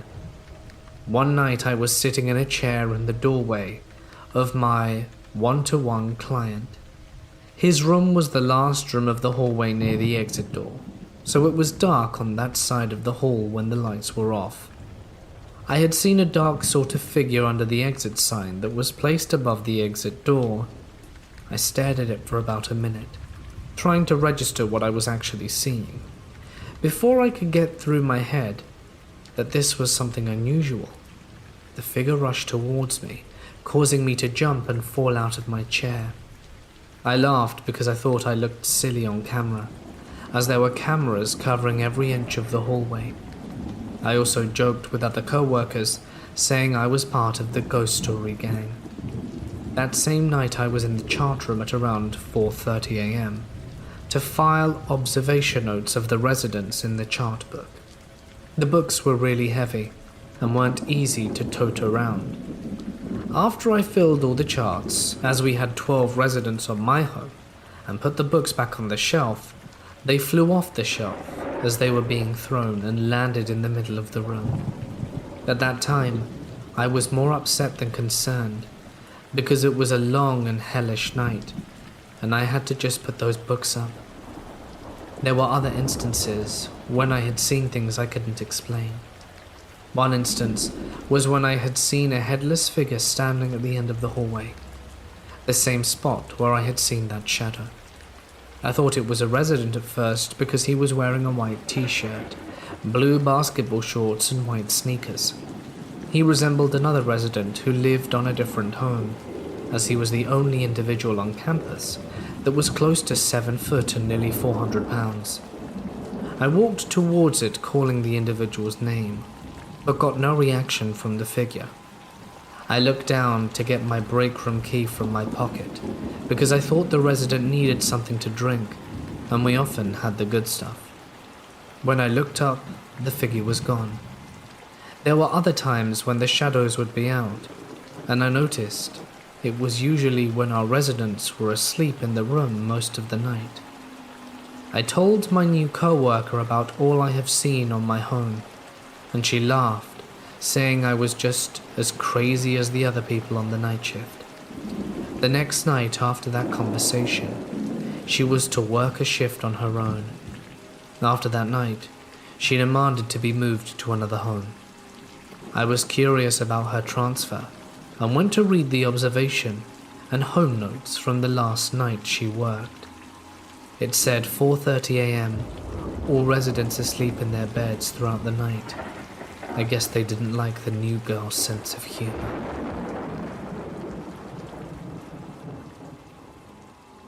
When my mum got remarried, we moved into a small one-story house. She married a man whom my sister and I had only met twice before, and they had only been dating 6 months before getting married. Even at 10 years old, I felt that it was quite a short amount of time to be marrying someone you'd only just dated a little bit. It was a house located on Nevada Street. It seemed fine at first, but I soon came to realize how unsettling it became. When my sister and I debated over who got the top bunk of our new rooms, we played rock, paper, scissors. I was victorious and rubbed it in her face. I enjoyed my top bunk that day, at least until night came. I don't remember how soon after moving in that it happened, but it wasn't too long, maybe less than a month, maybe 2 weeks. But I woke up in the middle of the night to loud thumps on the ceiling, like heavy boots walking right over my head. I was petrified. My body couldn't move because I was scared stiff. I just shut my eyes closed. Some nights it didn't sound like heavy boots. It sounded like little feet running across the ceiling. Just small thuds and then a boom. The sound of a small boy crashing to the floor of the ceiling. I would still wake up and be petrified. I tried telling my mum, but she shrugged it off as a nightmare, and I slept with the lights on since. We had an old fat computer in the basement, like the ones in the 1990s before flat Macs were a thing. The basement was nice. The ceiling was done and there was a carpet. It was inviting. But man, did I get real heebie-jeebies down there. Just the feeling of always being watched and stared at. I was always down there downloading my favorite music onto CDs or playing pinball. At the time, I had a pet named Snickers who would always growl or bark at the walls. At first, I thought she was just being a dumb dog. Eventually, she started growling at me as I was sitting at the computer desk, growling and backing away. A chill crawled down my spine when I realized that she was barking at the space under the desk, right where I was sitting. Needless to say, I darted out of there immediately. I had always tried to avoid the basement because I swear when I'm down there, there's something peeking around the corner looking at me. I started to see more things, but as the years flew by, I didn't care anymore. From white shadows walking through the hallway to black figures climbing the walls, my mum wasn't listening anymore and could care less about what I had to say, so I just tried to ignore it. The thumps at night were still happening, and the feeling of being watched never went away. The thing that scared me the most was when I was 13. I laid on my parents' bed as my mum was using the bathroom. I got to play on her flip phone, and I was excited. I relaxed and played Tetris while waiting for my mum to come out. All of a sudden, something strong and powerful decided to kick the bed, making it slightly move. I could see ripples from where it was hit. I was absolutely scared out my skin, and I jumped out. I bolted to the bathroom, and my mum had locked the doors. I began pounding and begging my mum to let me in, almost in tears. She begrudgingly opened it, and of course told me that it could have just been a spring in the bed, popping. The Nevada house always carried this strong negative aura, evil almost. My stepfather and mother argued constantly, leading to him beating her and verbally and emotionally abusing us. It was like this entity thrived off it. We eventually moved out into a bigger 4-bedroom house with 2 levels. Walking into that house was like a breath of fresh air. No more thumps in the night, no more constantly feeling like I was being watched everywhere I went. It was relieving. My stepdad continued the abuse though. He was just a piece of crap that acted like a walking negative energy battery for any entities.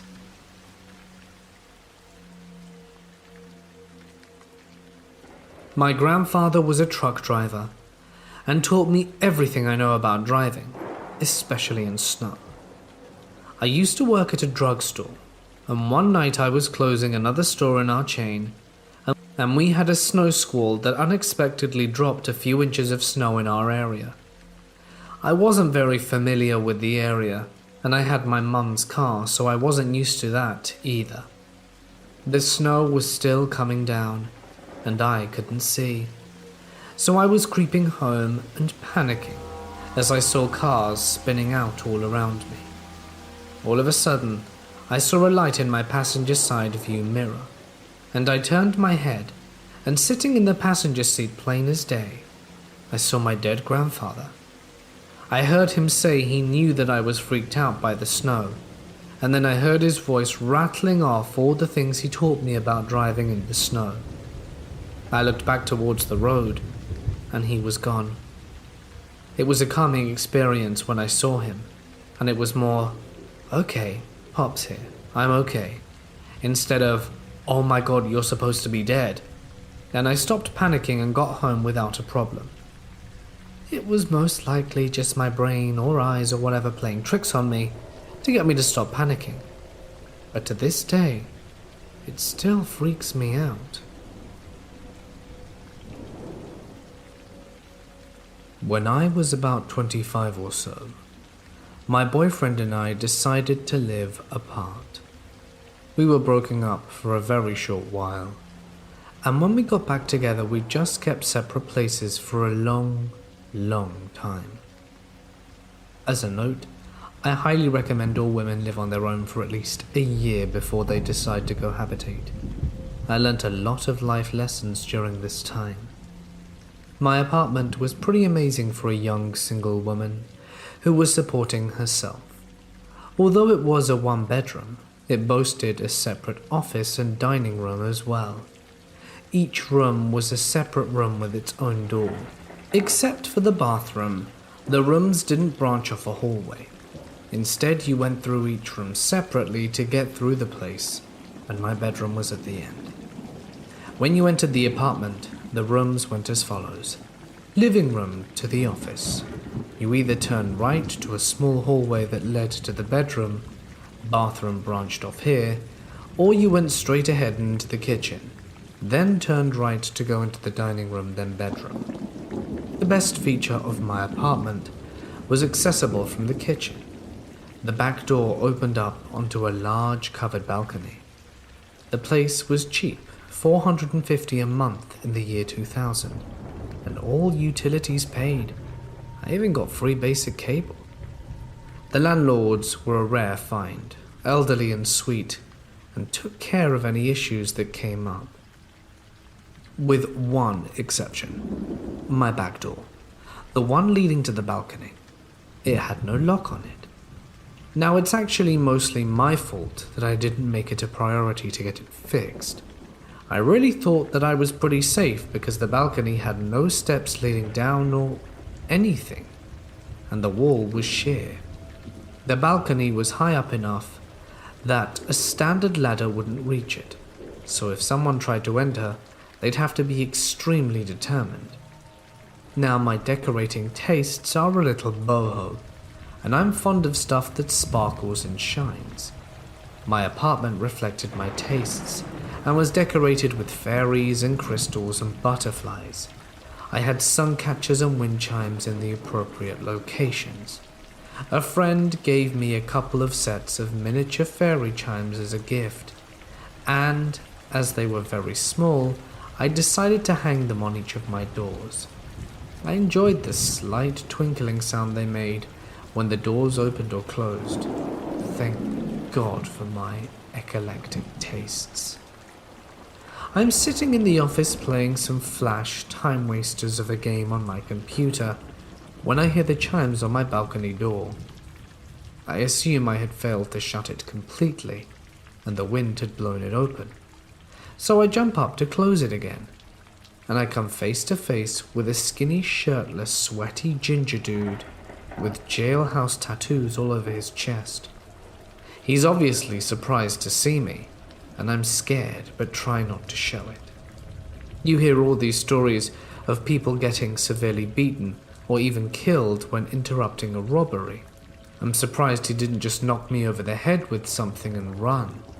Luckily he didn't. "What the hell are you doing?" I say. I'm sorry. I'm here to do some contracting work on your apartment." "How did you get in?"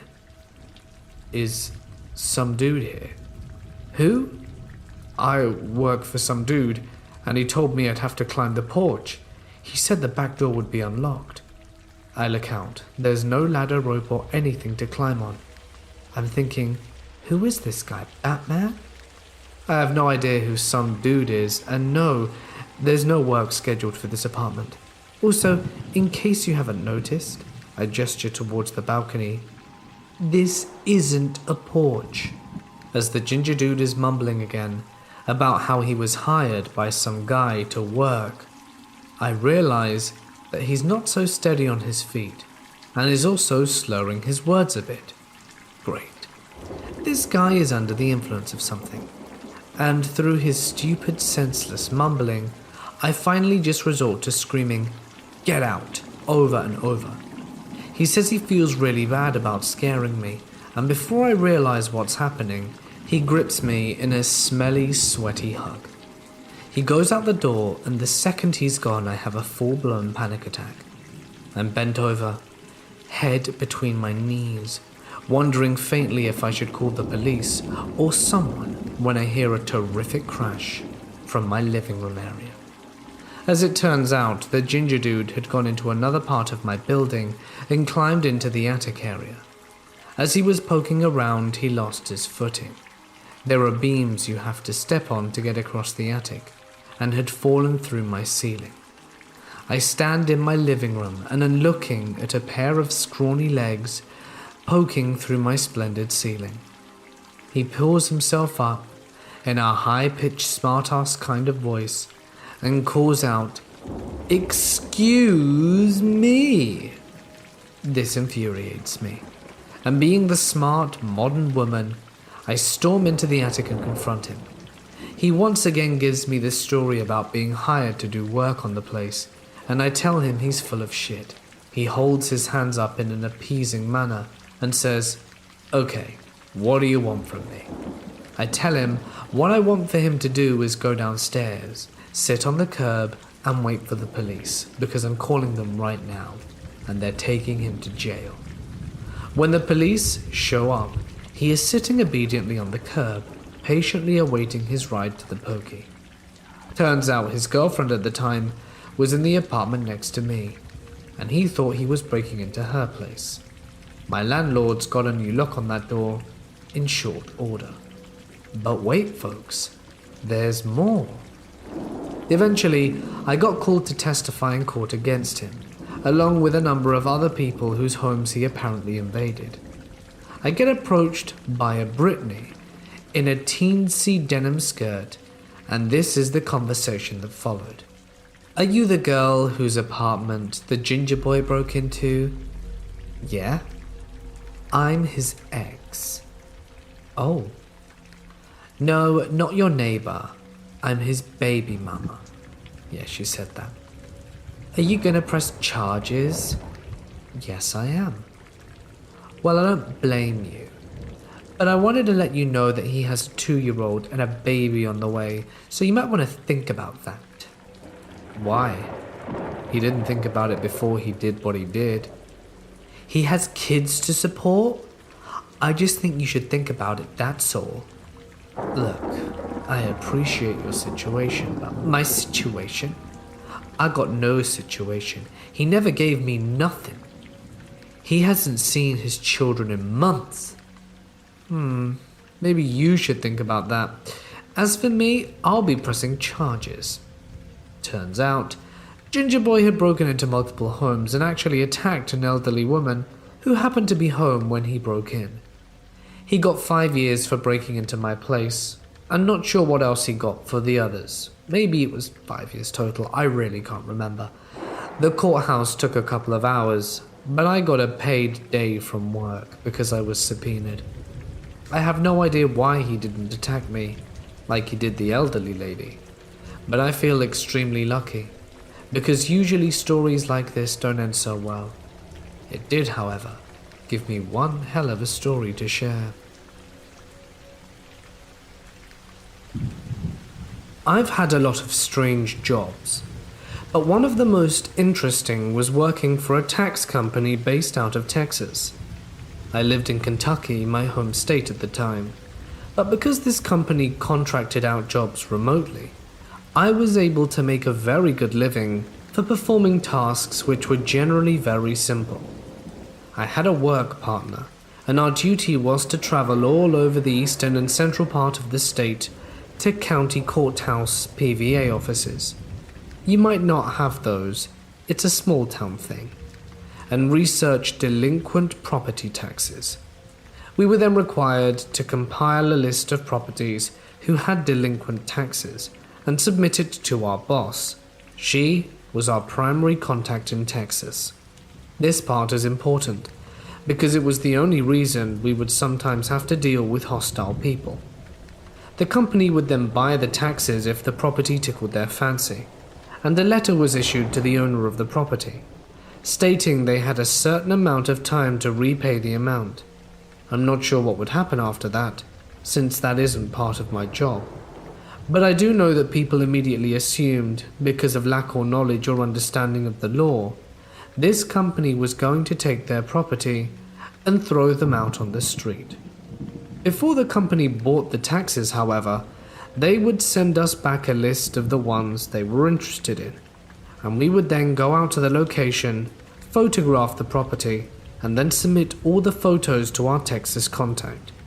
This is where things got interesting. It was like the property owners had some kind of psychic intuition about us. They had no idea who we were or when we were coming, since we worked almost always on our own. And they didn't know what kind of color car we would be in. Yet somehow they would frequently burst out their front doors as we pulled up to take pictures of their location. This made for some interesting and often frightening confrontations. After getting comfortable with the job, I even came up with a convincing story to tell angry property owners when they chased us down with their car. We're from the Country Property Valuation Administration. We're just updating our property files and need a current photo. This would de-escalate the situation, and they'd apologize for threatening our lives and sometimes running us off the road to make us pull over. I had a lot of stories from this job, but here's the best one. We were deep in the hills of eastern Kentucky one day, searching desperately for a single wide trailer from our list. We found a holler matching our direction. This is way before the GPS days, and we had to use real country maps and took a chance. As we drove up the holler, houses began to spread out further and further, and soon we were totally isolated. Nothing but trees and a narrow gravel road. Suddenly we spotted the trailer. It didn't look anything like it did in the PVA picture. Time had really taken a toll on this place. Some of you might not understand this depending on where you're from, but around my home state, one grows very accustomed to the look and feel of a potential location for drug manufacturing. I know that might not make sense, but trust me, we knew immediately that this place was a prime location for a meth lab. We didn't spot the trailer until we had driven a little ways past it, so we didn't get a great photo on the way in. As usual, we decided to drive on by, turn around, and get the shot on the way back. Apparently someone saw us on the way in. This was a very rural road, and not even a road at this point, since it had turned to gravel a mile or two back. I basically had to turn the car by pulling up onto an embankment and doing what felt like a 32-point turn to keep from going off into a ditch. While I was turning, my buddy said, "Hey, look." I looked, and 3 people were walking out of the woods into the road. Just people, no big deal. I had the car straightened out on the road at this point, and noticed they had weapons. A young, nasty-looking fellow was holding a baseball bat of all things. A nasty-looking older fellow had a shovel. Both were shirtless. And then there was a screaming girl. Something clicked in my head. On the drive-in, when my partner snapped the photo, I heard a girl scream. It was an angry scream, but I couldn't make out what she said. I didn't even know where it came from, and I certainly didn't think the scream was directed at us. Apparently it was. These people were now walking with intention towards my car. I kept thinking, is this really happening? And what exactly is happening?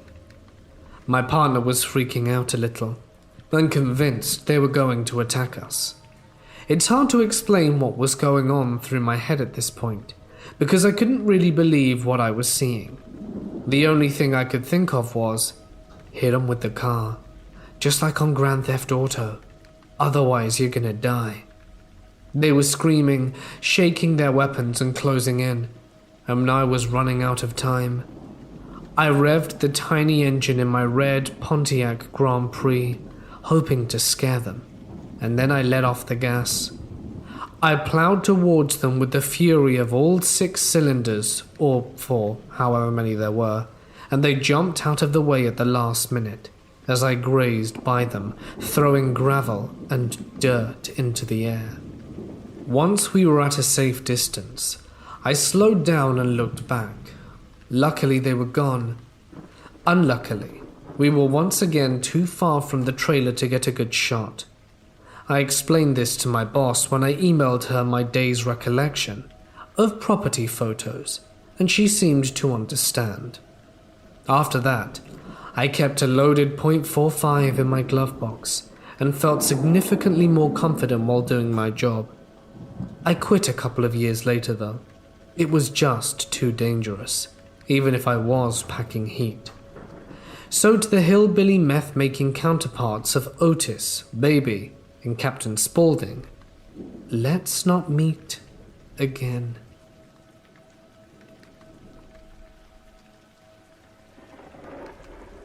I worked permanent night shifts in a large care home for 2.5 years. It was a really old house that had been converted and had bits added onto it. Often it sometimes buzzed in the night and would wake up at least one other person who would usually want the toilet, a drink, or think it was the time to wake. Our duties involved helping people to bed, then some lights, cleaning the laundry, and we stayed as quiet as we could in order not to wake anyone. Every now and then, we would have several people or bars within 2 minutes of each other, asking us to tell the children to stop running around and playing outside, and asked why they were up so late and where their parents were. This was only on one side of the building. Several other staff members believed it to be haunted as well.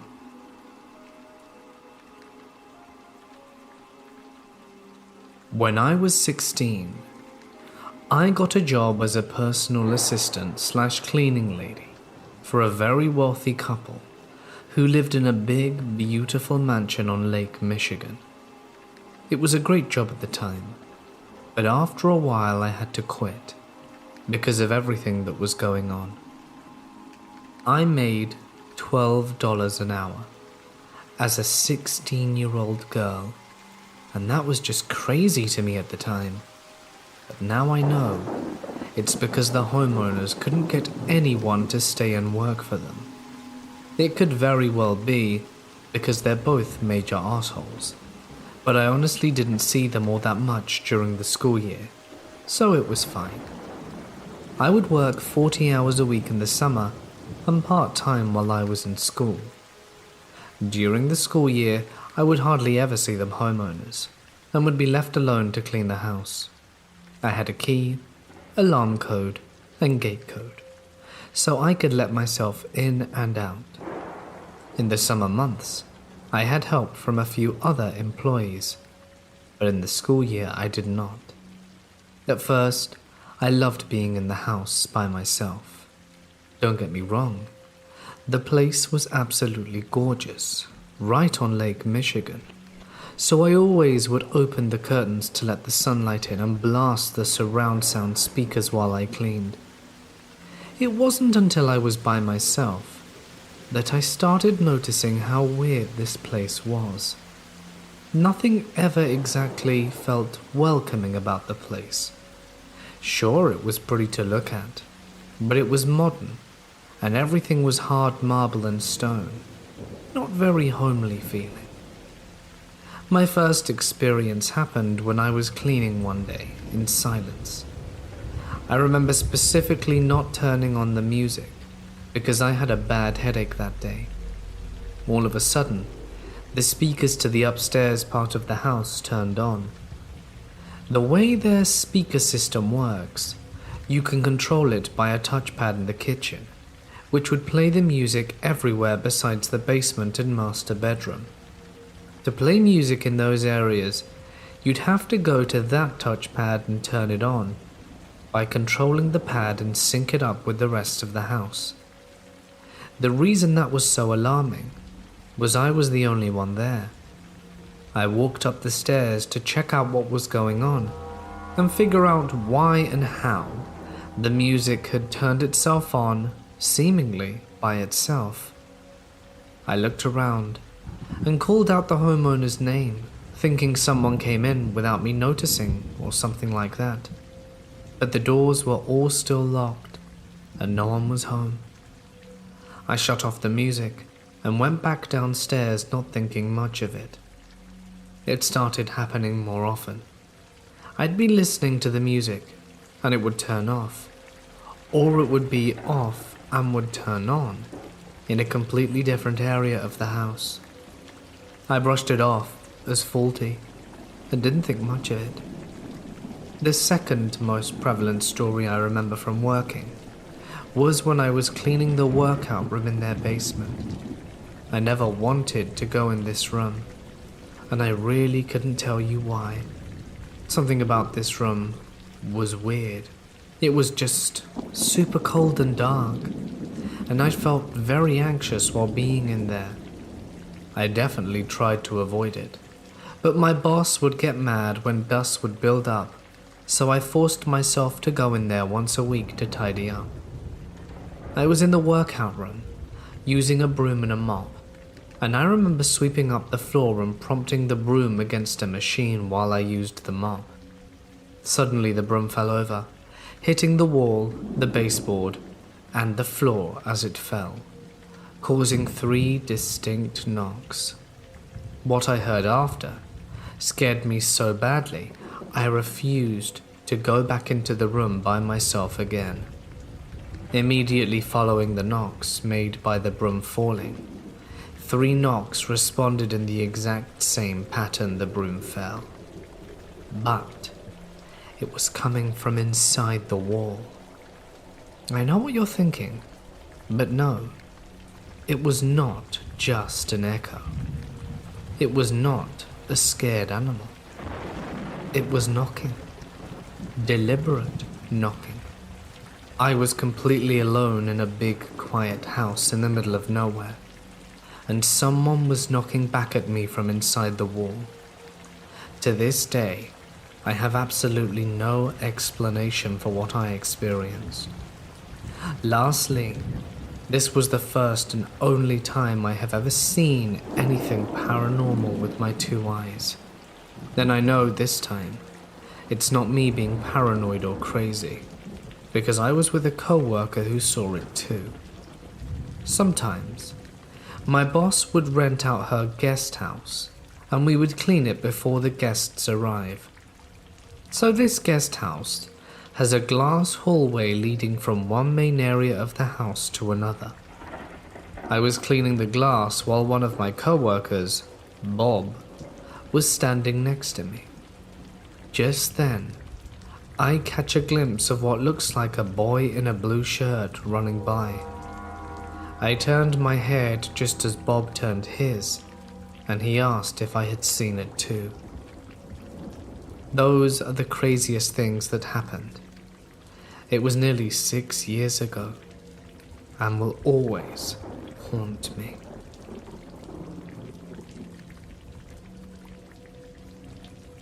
So in Mexico, some homes have their hallways open to the front/backyard, and mostly old design now. Back when I was around 8 years old, I went to Mexico to visit my grandparents for the summer. It's a ranch house, and they have horses, cows, and turkeys. Every time I go, I sleep in this one room that's separated from the main house.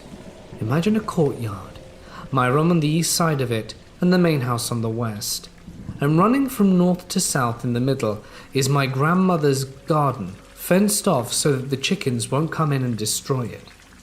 The entrance to the inside of the house is on the west side of the courtyard through the main house. It had a heavy wooden double door, and one night before we went to sleep, we usually pray, and that night, my cousin did not want to teach me about a certain prayer, so I got upset and wished him bad things. At 3 a.m. we wake up to the sound of a horse walking on cement. I look out the window that's facing the courtyard and it's dark. For a second, I thought the horse got out of the corral, but the dogs would have been barking. The noise of the hoofs stomping on the cement got closer, and all of a sudden we see 2 red dots moving while the horse is walking, and we jump under the covers and start praying. The next morning, I asked my grandparents if they had heard the horse walking sounds. They said no and asked why, with an "oh shit" look on their face. I told them that we heard a sound as if a horse were walking inside the house in the courtyard. "Ah, the legend," they replied. According to her and the town, there is a trail in the mountains just a few hundred feet from where my grandpa's home is that is not very traveled because, as they call it, it's the Devil's Trail. He roams about on it with his horse occasionally. So yeah, I'll never forget that. The legend might be false, but the sound of the horse walking inside the house and seeing red lights move in the dark is real, as 3 of us witnessed it.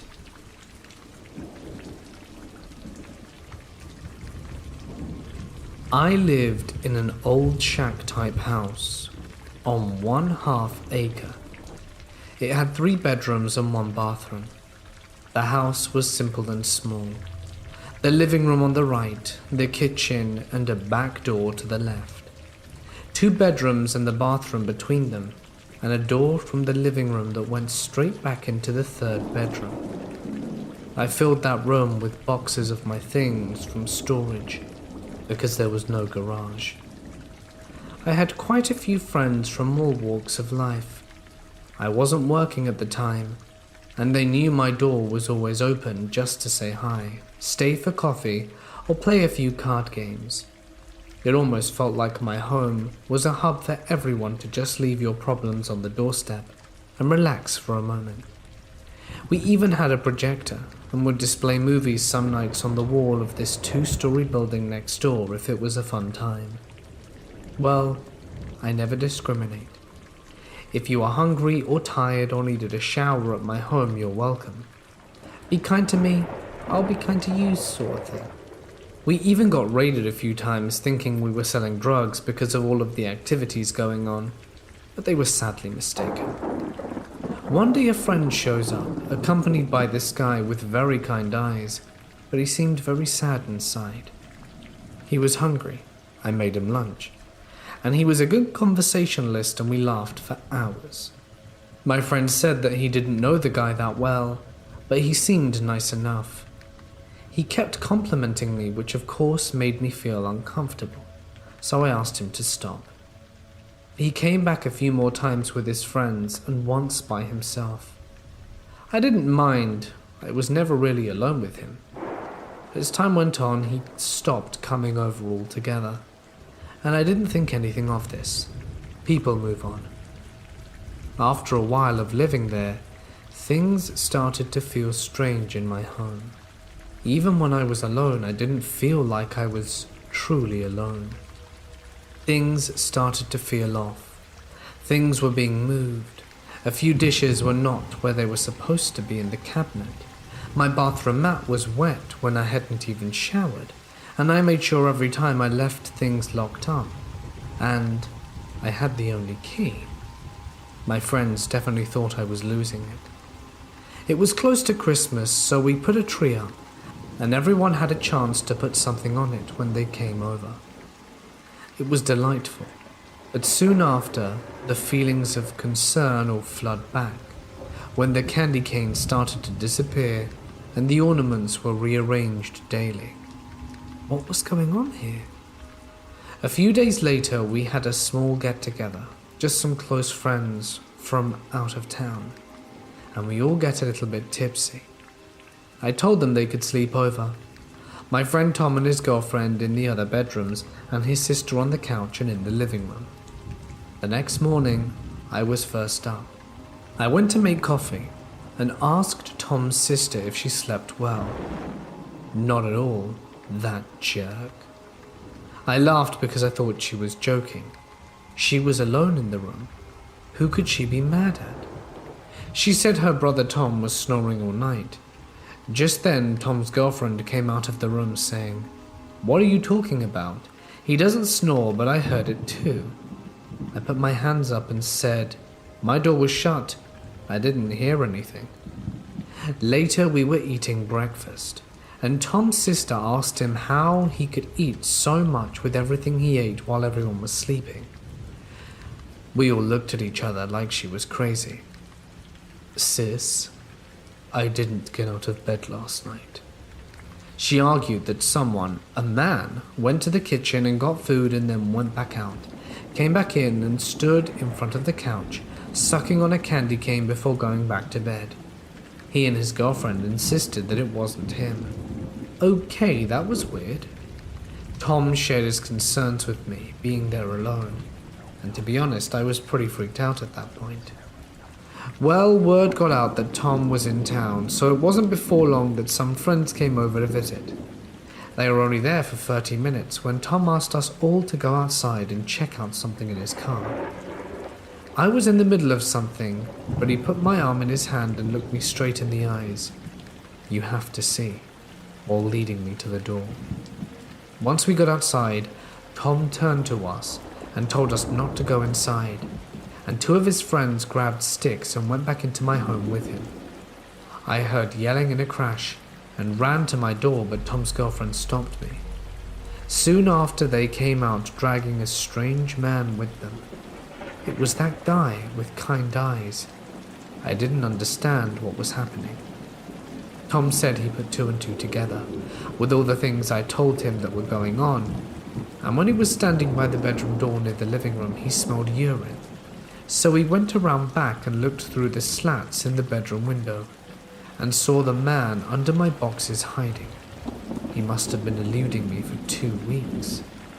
The sheriffs were called, and they told Tom that they were looking for that guy for other crimes. To think the guy was just feet away from me, eating my food, watching me sleep, and God knows what he was doing when I wasn't home. What were his plans, and why was he there? After that day, I changed all the locks and got a dog. Thank you, Tom.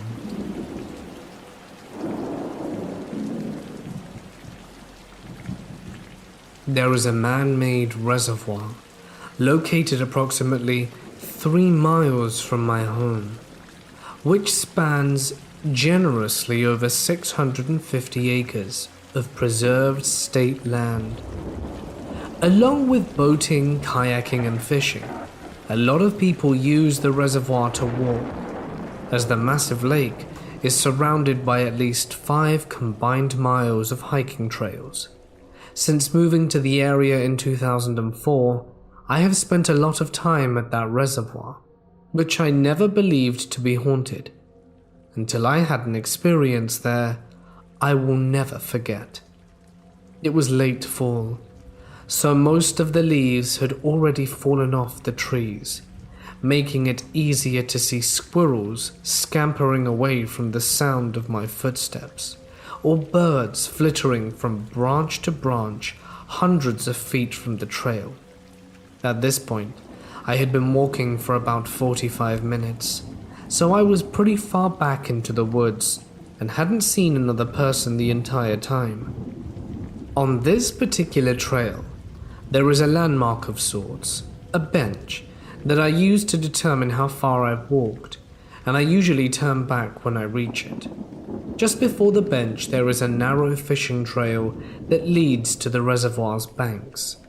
As I crossed the fishing trail, I noticed the sudden appearance of an older man with shoulder-length white hair, wearing a straw fishing hat, suspenders, and blue jeans. He was carrying a rusty metal bucket in one hand and a dog's leash in the other. I searched the spot that his gaze was fixated upon, the ground at the end of the leash. There was no dog to be found anywhere near the man, and the clip at the end of the leash was lying motionless in the dirt. Surprised, yet not quite startled, I said to the man, "Hello." His eyes turned towards me, but he said nothing. This was concerning to me because he seemed old enough to be my grandfather, and he was all alone in the woods. "Are you all right?" I asked the man, stepping towards him. Again he said nothing, and did not move but continued to look me in the eye. I decided not to pester the man anymore. Surely, if he was in some kind of trouble, he would tell someone. I stumbled along in semi-confusion towards the bench, the man now gone from my peripherals. When I reached the bench, I took a few minutes to stretch and take a swig of water, hoping that in that time the man would have crossed the trail and disappeared into the forest. Much to my surprise, as I approached the fishing trail once again, I still saw the man, and his eyes were once again cast down to the end of the leash. I kept my eyes from making contact with him this time, directing my focus on the fallen leaves and snarling branches in front of me. As I crossed the fishing trail once again, I could feel the man's eyes turn towards me, but I did not return his gaze. Instead, I waited until I had crossed the path and could look at him from a distance through the mostly barren trees. Underneath the brim of the man's straw hat was a grey complexion, contrasted by glowing yellow eyes looking straight into my soul. I could hardly believe what I was seeing, and it suddenly felt as if all my breath had been stolen away by the wind. I stared back for a moment, and then instinct took over, turning my crunching steps into panicked strides. Every few seconds I glanced back at the yellow eyes, hoping I'd imagined them, to no avail. They remained present, until I had gotten far enough away, and the density of the trees obscured them completely. What the hell was that? All I could think of was that question while I slammed my feet along the trail. I racked my brains for any and all logical explanations for what I had just seen, and came up with one that made some kind of sense. This man, definitely not a ghost but a man, had probably been fishing at the bottom of the trail and got tired on the way up, explaining his need to take a break. He probably isn't much of a people person and didn't want to have a meaningless conversation with me. I get it. As for his eyes glowing yellow, maybe the sun was catching them in a certain way. The more I reasoned, the more confused I became, and could no longer remember how long I had been running. As I rounded a corner, I almost ran into another hiker, and nearly jumped out of my skin at the sight of her. "Hi," the hiker said cheerily as she passed. I returned her greeting, then turned toward her and said, "Wait, this is going to sound insane, but I don't think you should walk down there." She froze, now noticing my bewildered expression, and said, "What happened?" I breathed deeply and spoke my truth about what I saw to this stranger, fearing that I would sound absolutely bonkers. Surprisingly enough, she believed my story, but found no reason to believe that the man I had seen was something paranormal. Instead, we walked together to the end of the trail and used an emergency phone to contact the reservoir's ranger on staff, to whom we told about a man in the woods possibly needing medical assistance. We followed the ranger to the spot that I had seen the man, and told him that I would rather not go with him. The other hiker and I waited for the ranger to return, and when he did, he looked disappointed and irritated. "There was no one there, miss," the ranger said with exhaustion. "Well, I'm sorry to bother you. It just seemed like he needed help. He really didn't look well," I retorted. The ranger left, and the hiker and I made small talk for a few minutes before I said, "Do you think it's possible what I saw wasn't human?" Confusion swept over her face for a moment, before she realized what I meant and then said, "You definitely looked like you saw a ghost when you passed me on the trail." It's been years since these events transpired, yet I still find myself peering down the same fishing trail each time I pass it, expecting those yellow eyes and that twisted grey expression. I have never had another paranormal experience at this location, though I have sensed the presence of others many times while hiking here.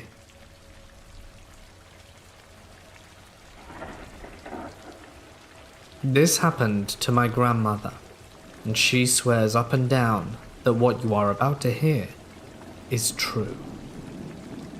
Many years ago, she had an accident, as old ladies often do, and ended up breaking her hip.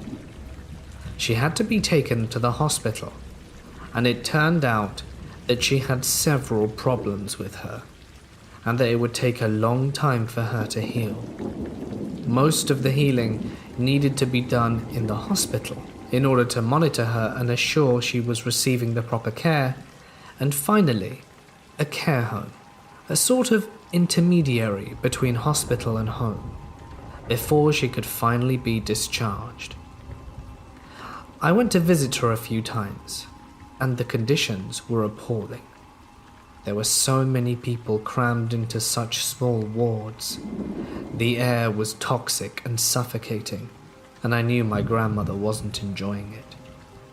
However, it wasn't before long that she was moved to a much nicer, far more comfortable place in the care home. I went to visit her there one afternoon and asked her how her day was, brought her some snacks, some flowers, and tried to cheer her up. I spoke with her all afternoon about all kinds of things, and just as I'm about to leave, she grabs my hand and looks at me in the eye. "Don't go," she says. "There's something I've been meaning to tell you, but I keep putting it off because I think I'm going mad." I give her a little smile and tell her it's all right and that I'll always believe her, probably. She looks around to see who's looking and hearing. Thankfully, there was no one else in the room at the time as she was sitting up in bed. She squeezes my hand tightly and beckons me to come closer, and I do. She says, "There's a little girl who comes and plays in here at night. I don't know if she's one of the workers' children or something, but she's always here. She wakes me up when she skips across the room. She picks up things and puts them back like any curious child. And after a few minutes, I hear her singing gently in the corridor and then disappear." I look at her and ask, "Is that all?" And she nods, but then says, "She's here every night at the same time, 2 a.m. My grandma is a very light sleeper, and at first I told her that it was all right and that it was probably just a member of staff who had a child or something, trying my best to convince her. But my grandmother is no fool and looked at me in the eye and said, "I think we both know what's going on here." And she was right. We were both confident it was a ghost. But I told her not to worry and that it might not come back, for she was quite frightened of it. So she ignored it and carried on as I left. I don't visit her for 2 days due to work, and when I come back, I again strike up a conversation with her. She tells me all about how she's excited that she's going to leave, as she's been given permission to leave next week, and she was incredibly anxious to go home.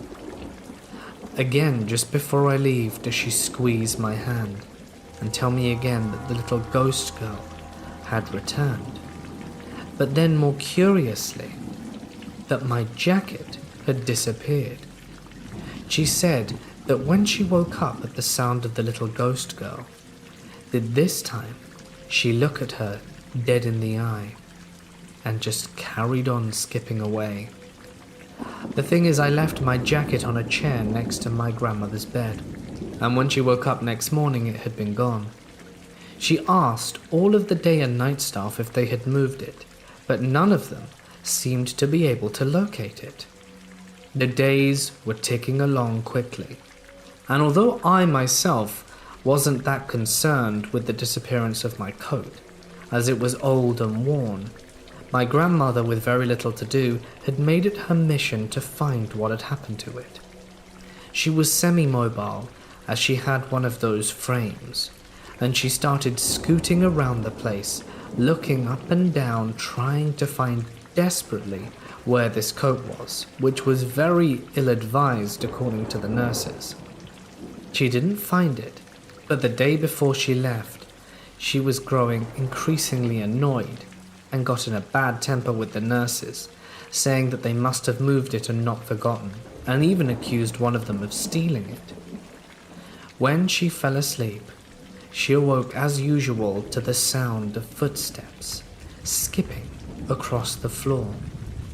She opened her eyes and saw the little girl quickly dart past the door of her room, and just as she was about to close her eyes again, did she notice my coat resting gently on the chair. She was convinced that either the ghost girl had moved it and was returning it to her before her departure, or she had found where it had been lost and was giving it back. In any case, my grandmother thought it was a very nice gesture and was happy and calm with the ghost girl for one last time. She left the next day, her health improved, and to this day she is still fine. But the question in my mind remained about these strange happenings. So about a year later, when I had some free time, I decided to look into the place where this hospital care home was. It turns out that in 1910, this was a school that operated in the area. It wasn't until the Second World War that this school was hit by a bomb. Although there were no kids here when it happened, there was a family that lived next to the school, and all of the inhabitants of that house perished. I came to find out that a family of 4, a son, a daughter, and a mother and father, had all lived there and died. I know the girl was around 10 years old and the son about 3, so it's likely in my head that the girl could have attended the school very next door to her home, and that this is where she chooses to haunt, as it must be where she spent many an hour and fun times during her brief life on this plane. Little ghost girl, thanks for getting me my coat back. I hope you have a safe and peaceful existence. A number of years ago, my family moved into a new house in the countryside.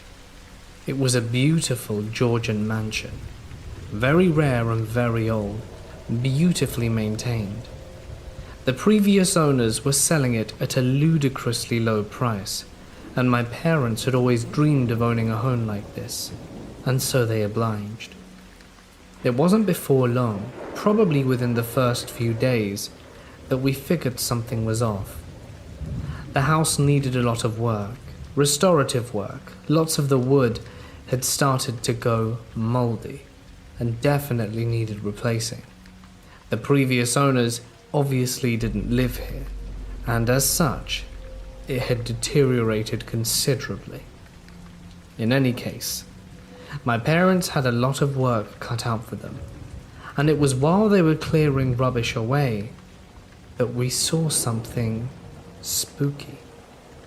We were all just moving things and putting what we wouldn't need in bin bags to throw it out, when down the hallway we looked up and all 4 of us saw a little girl happily and obliviously skipping away into the darkness.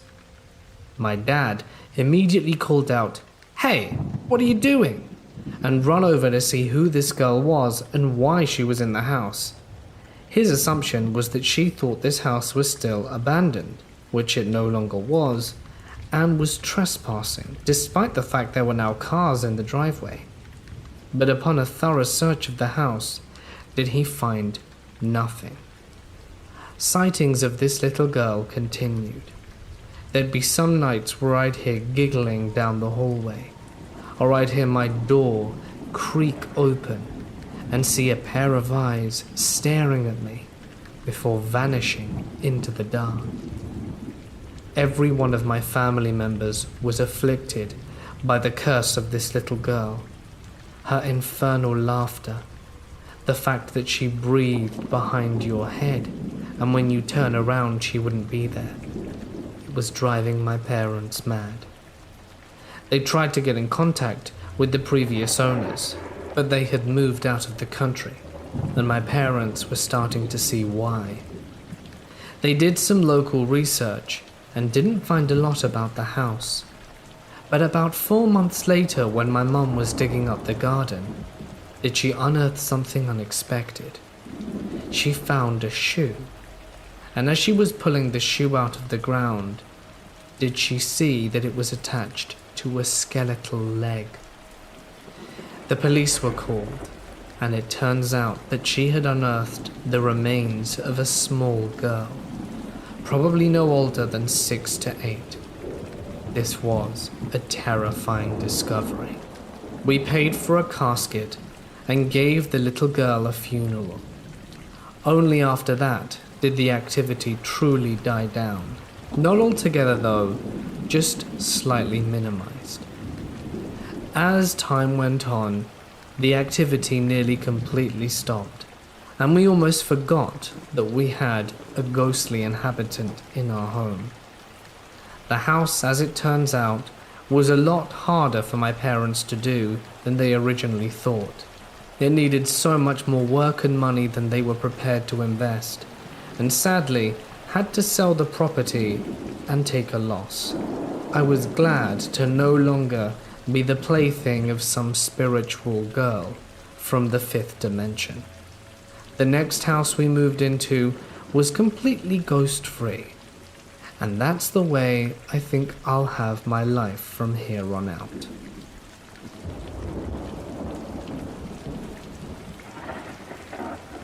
This is a very sentimental story for me, and I've finally decided to share it. I don't recall the date that we moved into this lovely little house in the more suburban area of Baton Rouge.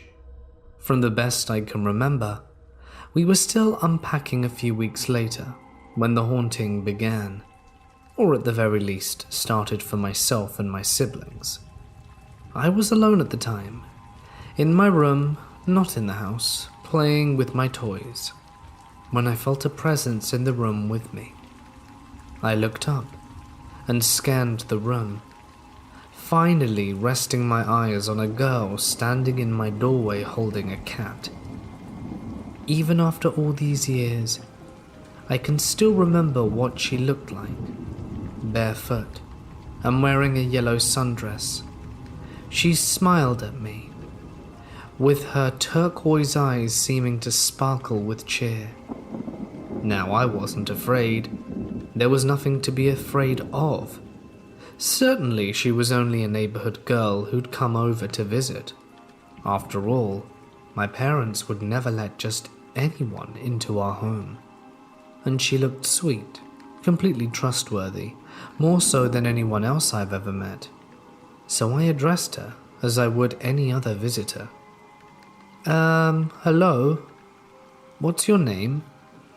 She smiled again and said, "My name is Precious. What's yours?" "David," I replied, taken in by her French Cajun accent. This was the first time I'd ever heard one, despite living very close to Cajun Island, and it made her seem even sweeter, like a truly noble lady. She walked over and set her cat on the floor, just at the edge of all the Legos I had all around my room. Now that I finally had a good look at her, I realized she was a bit too old not to be in school, so I asked her about it. "Oh, I'm homeschooled," she replied. "That must be nice," I said in turn. With an even larger and happier smile than before, she reached out and rubbed my head with her palm. "Oh, it's very nice." She looked at the mess of Lego in my hand. "What are you making there?"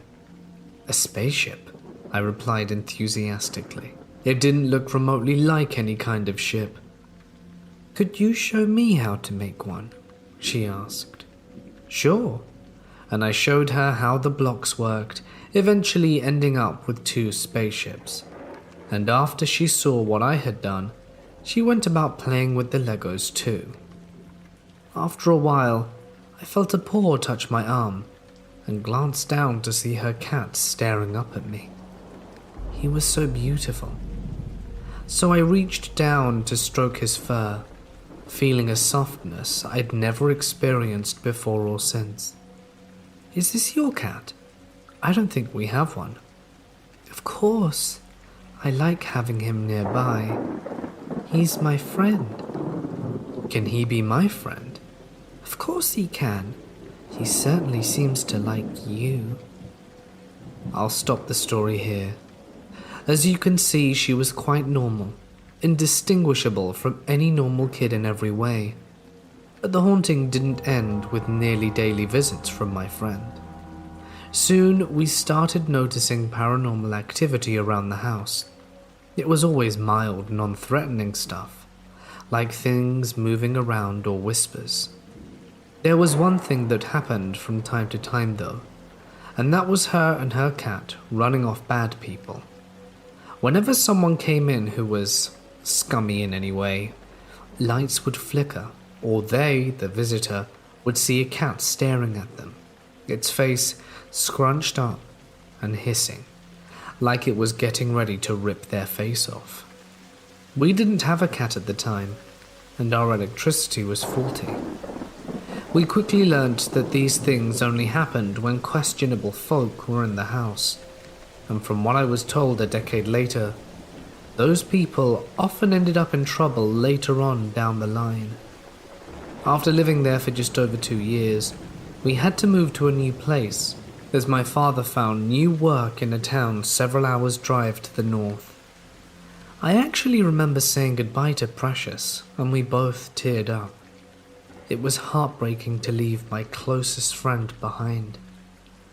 I remember taking one last look back at the house as we drove away, and seeing her standing on the porch waving at me, clearly crying.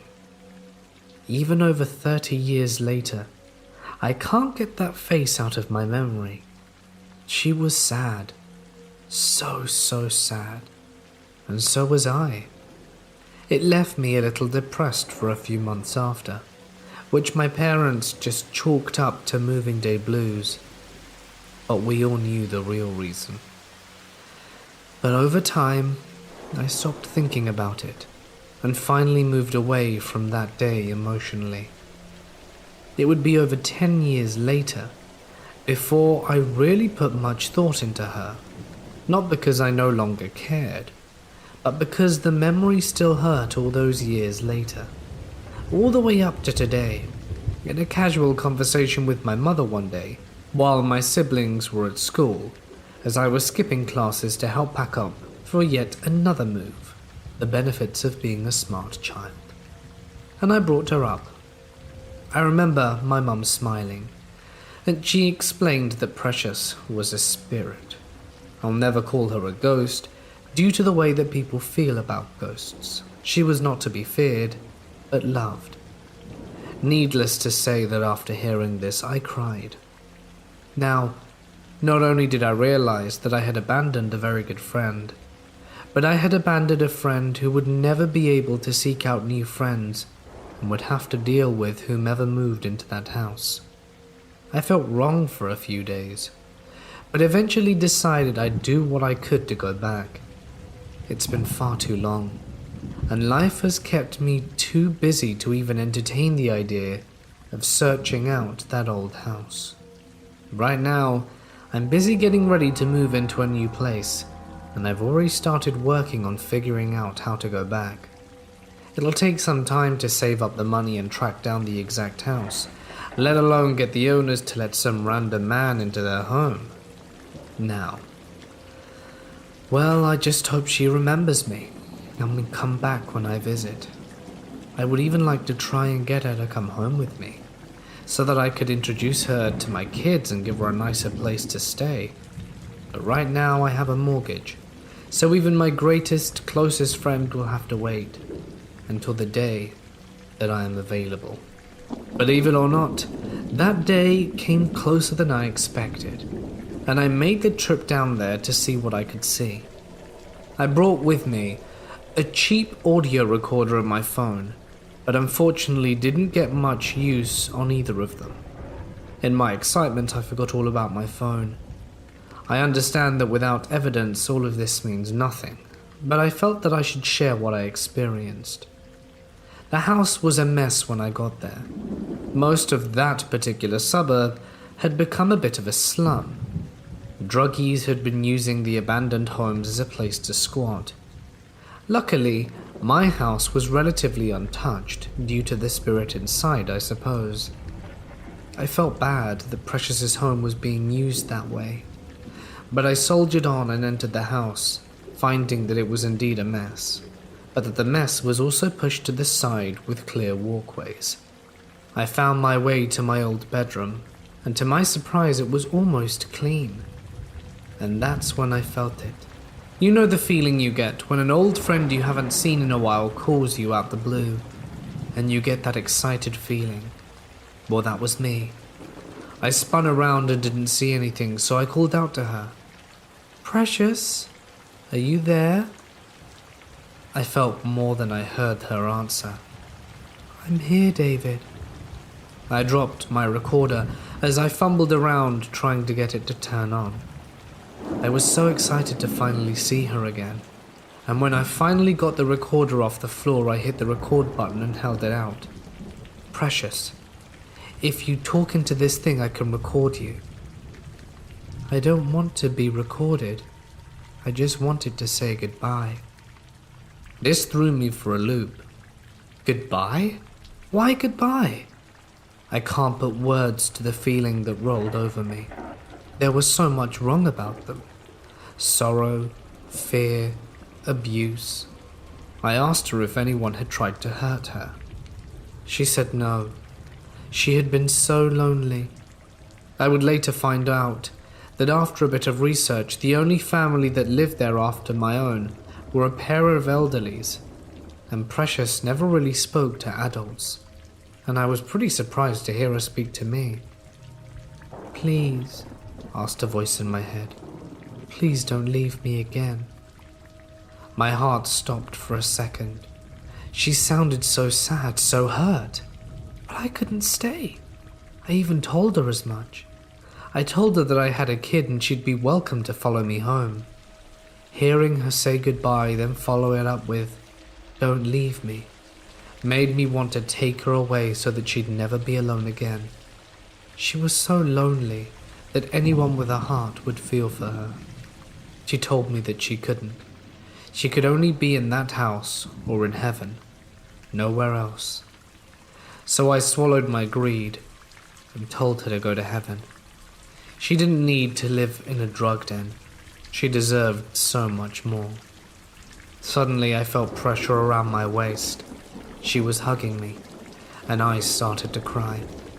I told her how much I missed her, and she returned those words, and then I told her to move on for a second time. She asked if I could stay. She wanted so much to have a friend again. 30 years alone had taken its toll on her. I explained to her that I couldn't. I had to be at work the following day and take care of my child. She released me and stepped back.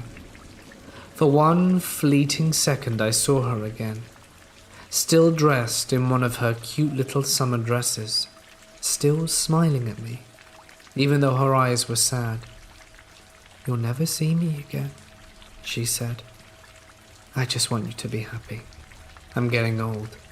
I doubt I have much time left on this earth myself. You see, I have a few medical conditions that are going to kill me sooner rather than later, but this isn't the time nor place." She started to cry, and I was instantly reminded of the last time we'd seen each other. I wanted so badly to be able to hug her again and try to comfort her, but all I could do was tell her to move on, and I made it clear that people knew about her, that people knew she was a good girl, and that seemed to make her happy. I felt her walk away. Then I heard her voice. "Goodbye, David." Then there was nothing. Absolute silence. I spent about an hour crouched on the floor, bawling my eyes out. I'd abandoned my friend, and she had waited so faithfully for me to return. And now, she was gone. It hurt more than our first goodbye. It hurt more than every other loss I had in my entire life. After I was done crying, I looked down at my recorder. It was running, but the low power light was blinking. I remember praying to have captured something, and my later disappointment that the recorder only recorded my words and some indistinct static, which was almost as bad as having Precious leave me forever. I wanted to at least have her last words to carry with me. I want to add that I'm glad she's finally moved on. It's been over 30 years since I left her for the first time. And now, well, she's free of the house. I'd like to think she's happy. I'd like to think heaven is as good as her people say. I'll just have to wait for my turn to find out. Anyway, that's the sad end to what I've prayed would be a happy story. I wish so much that I could have helped her more. I wanted so much for her to be happy. But it's clear to me now that there was no place for her on this earth anymore. It still hurts, and it will for some years to come.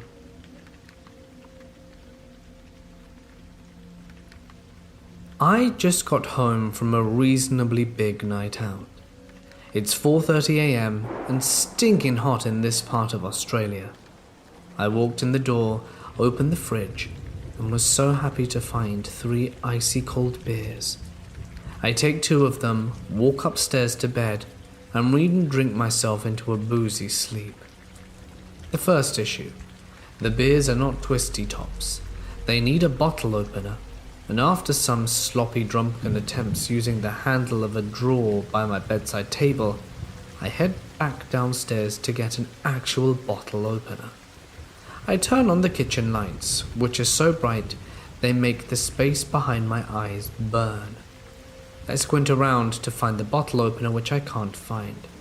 So I use the solid edge of a large kitchen knife. It's a risky choice, but the bottle cap is now off the beer, and I'm happy. I turn off the alien blinding kitchen light and head upstairs. But something through the front of my house that looks onto the street catches my eye. I stop at the bottom stair, and all the hairs on the back of my neck and arms stand.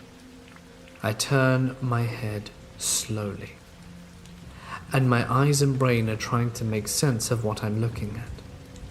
It looks like a rain-drenched woman in a fancy white dress gazing at me through the window. Wait, it actually is. I pause and take the longest inhale of my life. She's glaring at me like she hates me. She has mascara running down her face, and she is drenched from the rain. Her arms are extended like she's leaning her head towards me. Her body language was trying to say, "Look at me. Look of what you've done." I'm crapping myself, but the rational side of my brain kicks in and I think, oh crap, does she need help? I slowly walk over to the window, her gaze still locked onto mine. We are now literally within a meter of each other, and I state loudly through the glass, "Are you okay? Do you need help? Is anyone with you?" Then it dawns on me my gate is locked, and there is an 8-foot-high fence which is very difficult to climb. How did she get in? She doesn't respond to my inquiry. She just keeps that hateful look in her eyes. We stood there looking at each other for another 30 seconds. I was looking around nervously, trying to make sense of this, and she was just glaring into my soul. And then she finally opened her mouth, as if to say something. But it wasn't words that came out of her. It was an insanely high-pitched meow. And then she started clawing at the window with her novelty-sized fingernails. What? I'm frozen. I don't know what to do. She clearly isn't well. Not very well at all. Then, in the background behind the fence, I see another woman of 20-something years, dressed in a short black club dress, with the glow of her phone lighting up her face. She sees the woman in white at my window and yells, "Michelle, that's the wrong house." The rain-soaked, nightmarish Catwoman's eyes go from "I hate you, I want you to die" to "Oh my gosh, I'm so embarrassed." And she runs over to the fence, An impressively army commando flings herself over it. I could then hear a group of ladies pissing themselves laughing, saying how Jason's house is number 25, not 23. That poor guy is probably gonna call the cops now. All that I know is that I'm so happy that I was on the receiving end of that misdirected prank, and I don't have to be killed by a well-dressed hybrid cat demon woman. And now I have to go back down to the kitchen to open my other beer, but I'm still too afraid.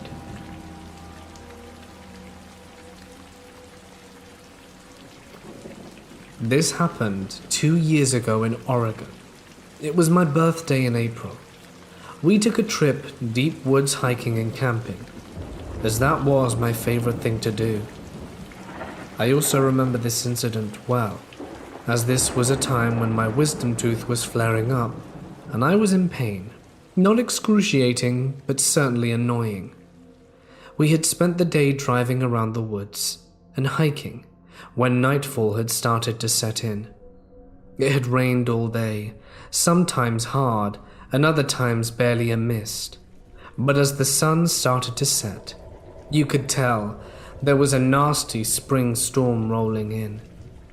We drove up a remote forest road that hadn't been maintained in what seemed like years. The trees had grown into the road and scraped against the vehicle, but we liked camping off the beaten path to avoid humans. We had come to an area where the road widened on the top of the butte and was surrounded by second-growth forest and some scattered old-growth trees. We stopped the car and prepared the car for sleeping. I don't sleep in a tent anymore. I flat out refuse. We had sat in the car listening to the wind pick up, and it was going to be a nasty storm. The trees were rocking, and it was a bit unnerving. Being on a high point on the terrain made the wind a bit worse. We had the windows down, as there was more wind, and the rain was only a drizzle. That night wasn't particularly cold, so it was comfortable to have the windows down. That's when I started to hear the noises. Every so often I'd hear what sounded like two men talking off in the woods. You can hear it more clearly from my side of the car, when the wind calmed down in between gusts. You could kind of hear it when the wind picked up, though, more drowned out. I could tell whatever it was making these sounds was off at a distance. You couldn't make out anything they were saying. It sounded like they were having a very continuous conversation, though, as there were never any breaks in the noise. My roommate was talking, and I asked him to stop for a moment and listen. He then heard the voices and didn't know what to make of it. Then things got ugly. At least my fear level shot to that point. We started to hear what sounded like a baby crying off in the distance on my roommate's side of the car. That for some reason made me absolutely nauseous. It's the middle of nowhere, pitch black outside, and all these noises are not your typical crickets and are louder than the winds of the storm. As these noises seemed to get closer, we decided we'd had enough and drove in the direction of leaving this forest road. When we got to about 2 miles down the road, it intersected with a more maintained forest road, and we stopped there to organize all the stuff, as we had gotten comfortable, leaving blankets on us and food out.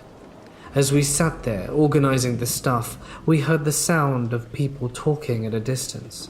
Then they stopped altogether. We sat there in silence for 15 minutes, and you could hear something running down the road from behind the car. It ran right up to the car faster than anything I'd ever seen. It's like it floated, and this huge black mass comes right up to the driver's side window. That's when my roommate floored it, and we took off. I couldn't see any details of this creature, as it was pitch black outside, but it was extremely large and dark. The mass was like an upright cow running up to your car. We ended up getting to the main highway and drove another half hour down the ridge and camped elsewhere. By then we were exhausted. Nothing happened at the new location, but I was on edge. It was a birthday I'll never forget. I still deep wilderness hike, but with protection. And even then I still feel intimidated at times. As you're walking, you seem to feel fine. But when you stop for a break, you catch that feeling sometimes, like something is staring daggers through you from the tree line.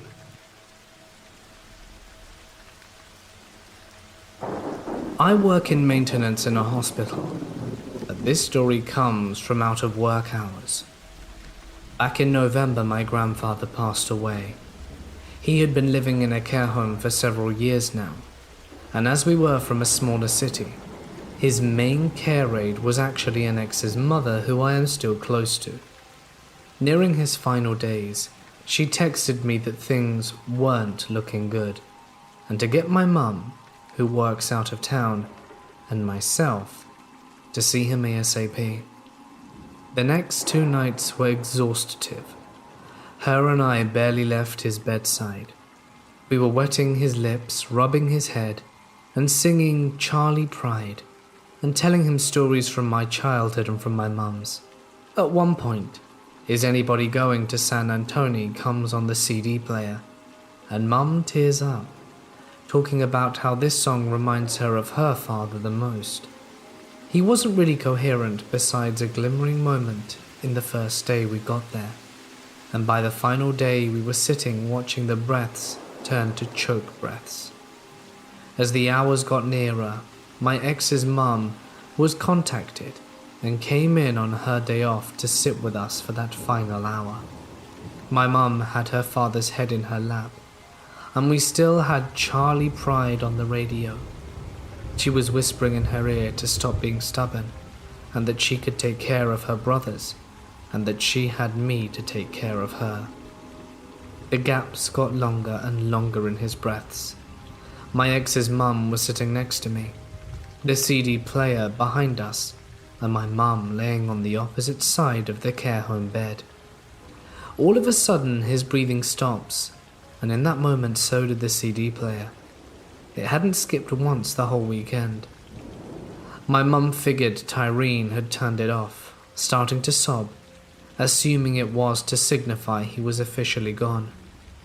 I sat and looked at Tyreen like, did that just happen? And after a good 20 seconds out of nowhere he took a shuddery breath, and the CD scrambled forward.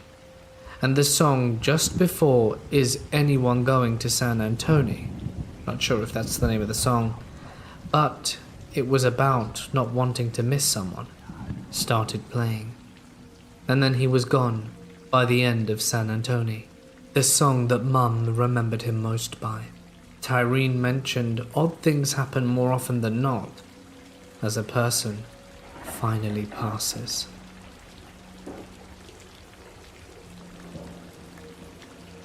Almost 2 years ago, my boyfriend and I decided to move from one house to a much bigger one that had belonged to his aunt. At the time of the move, my son was 2 and my daughter just a few months. A few weeks after moving in, I noticed my son would get out of bed and walk down the hallway and not say anything, just stare at me. I would ask him if he needed something, but he would never respond. I'd pick him up and carry him back to bed. I assumed maybe he was just sleepwalking, since I also used to sleepwalk as a child. One night he wakes me up, and he's all in a panic, trying to get me to follow him into the living room. He would just keep randomly repeating, "Come on, Mummy, come on." So I get up, and we walk to the living room and the TV's on. It's just a static screen, so there's nothing playing, and he's staring at me with a very blank expression. I assume he's sleepwalking again. I ask him if he turned the TV on, and he said no. And when I asked him if he could turn it off and show me how to do it, he couldn't find the power button and got frustrated that he couldn't figure it out. The TV I had at the time is made a little weird. The power button is located on the back side of it to the right, and I assume it wasn't him who turned it on, if he didn't even know how to turn it off. Not to mention that he's 2. Fast forward a few months, and I'm in the kids' playroom sitting on the couch with my son, who fell asleep on my lap while watching a movie. I heard movement in the kitchen, so I get up to see if my boyfriend was awake to find no one there. It felt weird, like I was being watched, so I go back to the playroom and grab my son to put him in the bed. Over the next few weeks, I keep hearing people walking when no one is awake. One night we get home from a late night grocery shopping trip, and as I'm pulling bags out of the trunk of the vehicle, I hear someone humming. So I look around my yard to see if anyone is around or out for a late night stroll, which wouldn't make sense since I live on a random back road surrounded by woods. I walk around to the backyard and still see nothing. 1 week, my boyfriend's dad and stepmother decide to come and stay with us for a few days to visit.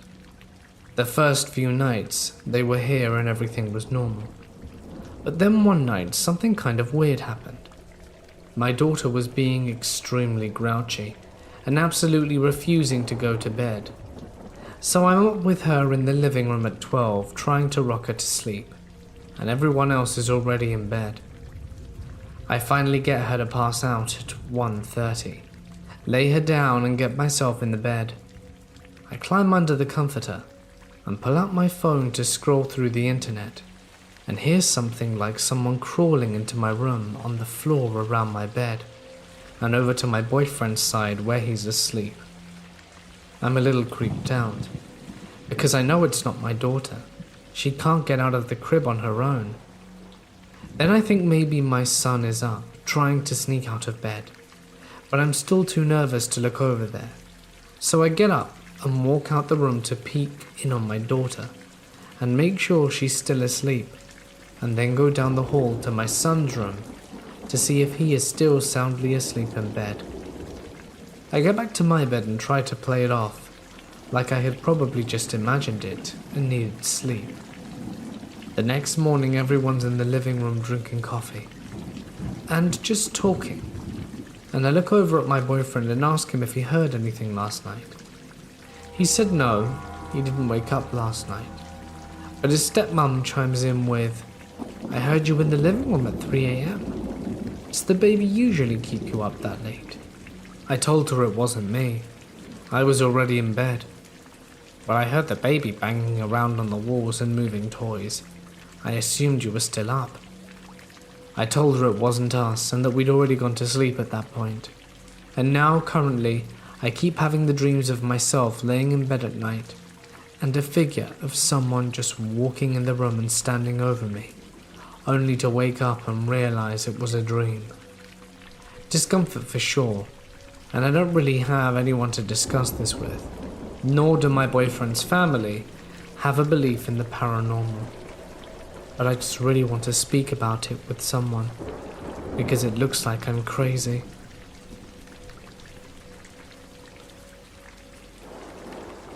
Important things to know. When I go out into my tiny backyard, I can see directly over to a home care center.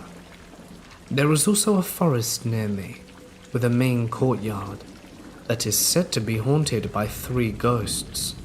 It's actually really pretty, and have stood there since. I live up north in Denmark, but the building I live in is from 1958, so it isn't that old.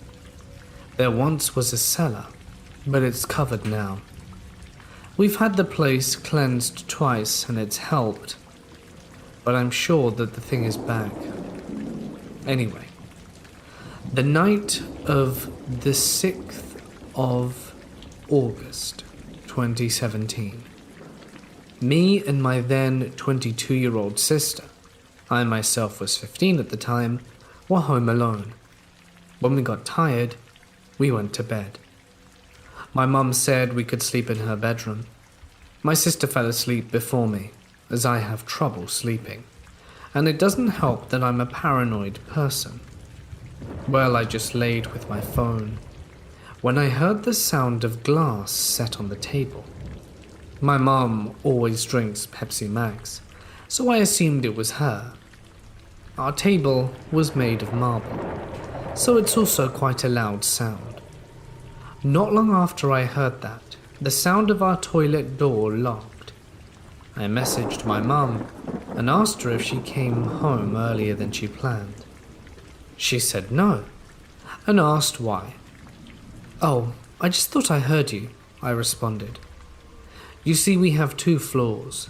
Me and my sister were occupying the top floor, and not more than 10 minutes after, I heard the sound of small children's feet running through the corridor.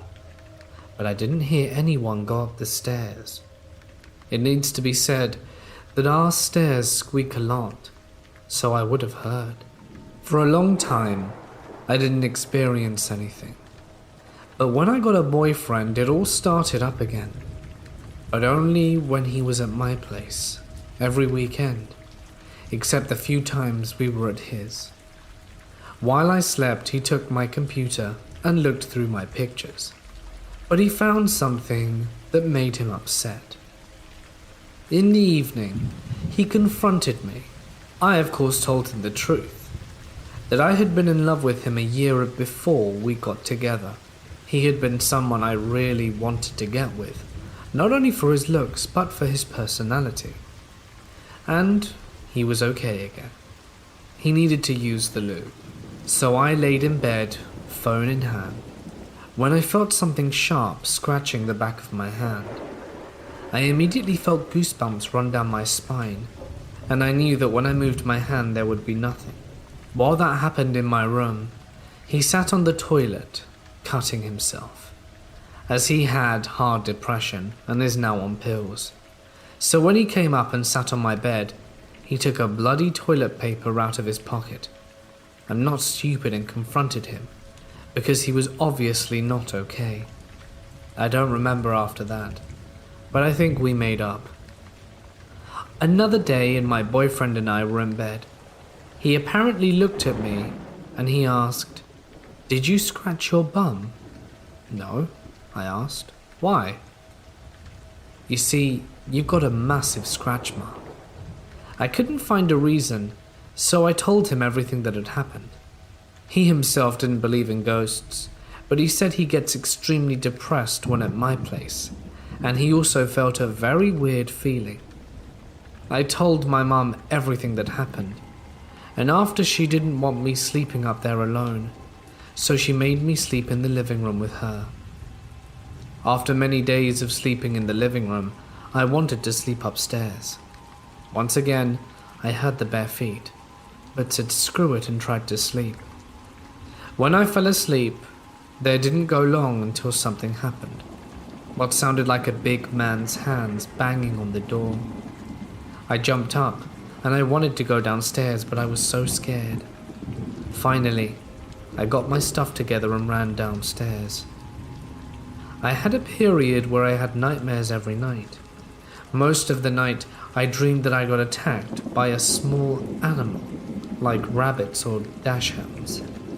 I'd never been scared of animals, but then I would wake up all sweaty, and it hurt from my toes to the top of my spine. I remember a story my mum told me once. Before I was born, my mum's sister and my dad lived in an apartment. My dad was out that night, so it was only my mum and sister. They were sitting on the couch watching TV. My mum thought she saw some man with a big hat. She thought it kind of resembled Hans Christian Andersen, the famous children book author. My mum is one of those people who explains things away, but when my sister said, "Mum, who was that?" she realized that she couldn't deny it and got shivers up her spine. One time my sister was home alone, so she invited her best friend over. They were sitting with her computer just playing around, recording for fun, when they heard a woman scream, and it couldn't be outside. My sister said it came from the bathroom. They were scared, so they ran to my sister's room, and I don't know when this happened, but when they came back, a picture of my sister was on the floor and the glass was broken. My sister walked over to the computer, and they got it all on video. When she wanted to show my mum, the screen was broken. We had 3 computers unexplainably break. I remember one time when I was sitting on my couch. My mum always sits between our couch and table, so I was sitting/laying behind my mum on my phone, when I heard a low crawl in front of me. I looked up and saw a shadow. It was light grey. As soon as I looked up, it disappeared. I was shocked. The apartment I was talking about where my mum and sister and dad lived before I was born. In this place, there was some creepy stuff happening too. There was once a postman who was an alcoholic who decided to end his life by hanging himself in my sister's room. When she was around 4 or 5 years old, almost every night, the postman would come to her room and speak with her. She wasn't scared, but she was scared when she saw snakes under her bed. One of my friends was watching over my dog, and when I got home, he told me that a male voice was talking upstairs. I asked if it could be the neighbor, but he told me the dogs reached, so it couldn't have been the neighbors. I don't remember everything, but it's certainly been a strange collection of paranormal events happening to me and my family for a long time. I grew up in upstate New York, not like Rochester, New York, but backwoods of the Finger Lakes, New York. I lived in a smaller city, but my best friend and his somewhat well-off family lived in a very secluded area a good many miles outside of town. His family owned a huge plot of land, and his neighbors had also given his family permission to roam their land, adding up to hundreds of acres. We had been close since elementary school and had an interesting dynamic. He loved coming to my house to be in town around people, and I loved going to his place to escape the woods and enjoy nature. Around the time we turned 14, we started to explore deeper into the forest than before. Somewhat due to our interest in exploration, but mostly due to his family not wanting us to go too deep into the woods for fear of getting lost or running across the bears that lived nearby. After a few hikes, maybe a mile or so up the hill, we discovered a vast network of old logging trails and abandoned campsites full of junk. Most of the junk that was distinguishable was made of glass, bottles of all sizes and colors, and an assortment of old power insulators from power lines long since decayed. We guessed from 1930s, but what does a 14-year-old know about dating such things? One day, about a year later, we decided to explore deeper. An important fact of the situation is his father had spent a great deal of time teaching us firearm safety. This was for many reasons, but a running rule was not to venture into the woods without a firearm to scare off the bears or deal with situations that could arise. This has never been an issue, and certainly felt like a good rule. We packed snacks, water, some super basic camping supplies, and 2 rifles. We set off to venture as far into the trails as we could, with enough time to return before dark. We started up the trails we were used to and found an old path that seemed to be a bit more dense in vegetation and had a small stream running alongside it. We followed it and found 4 more campsites with all the same junk piles as the others, except one which has a wooden shed that was mostly collapsed with some cans and rusted tools inside. Nothing very special, but an exciting discovery for a 15-year-old kid. We proceeded another mile or so, and we noticed a dark silhouette about a quarter of a mile down the trail. Clearly a large structure, but definitely not a house or shed. As we got closer there, we clearly saw the rectangular wooden structure. It was in good condition despite clearly being very old. A single door on the end of the short side was closed, as were the 6 windows along the long side, leading towards the stream that ran to the right of the trail. There was rotting wood along the stream edge, which we figured was once a water wheel to power whatever this building once did. As we approached the door, we readied the flashlight we had, but something strange happened. It might have been our nerves in the moment, of course, but the normal sounds of the wood dimmed. No leaves shaking, no animals scurrying, nothing. Even the stream seemed silent. The sort of silence which makes your skin crawl. The sort of silence where you can seem to hear your own blood flow. We opened the door and turned on the flashlight. It was very dark inside, as the wooden shutters kept the light out quite well, with small slivers of light peeking between the various boards making up the structure. The room was small and mostly empty. On the left, a small workbench stood with a rusty saw blade and some rusted chains on it. Otherwise, only some nails sticking out of the wall broke up the room. We walked towards the door across the room and opened it, with the trail of light from the front door following us, as we had no intention on closing it. We stepped into the next room, and immediately suffered a series of shivers and goosebumps. But neither of us wanted to seem scared to the other, so we continued looking around. We scanned the room, which was a bit more exciting than the last two. Larger windows on each side, and yet another door opposite us, with many more rusted items around. As we looked over the various rusted items, we slowly walked deeper into the room, and we approached the center of the room as it grew darker. Suddenly, the front door shut. We both jumped and looked back, shining the flashlight, but nothing was there, except the door with its faint bands of light shining through its old boards. We caught our breath and decided it must have been the wind, and pressed on.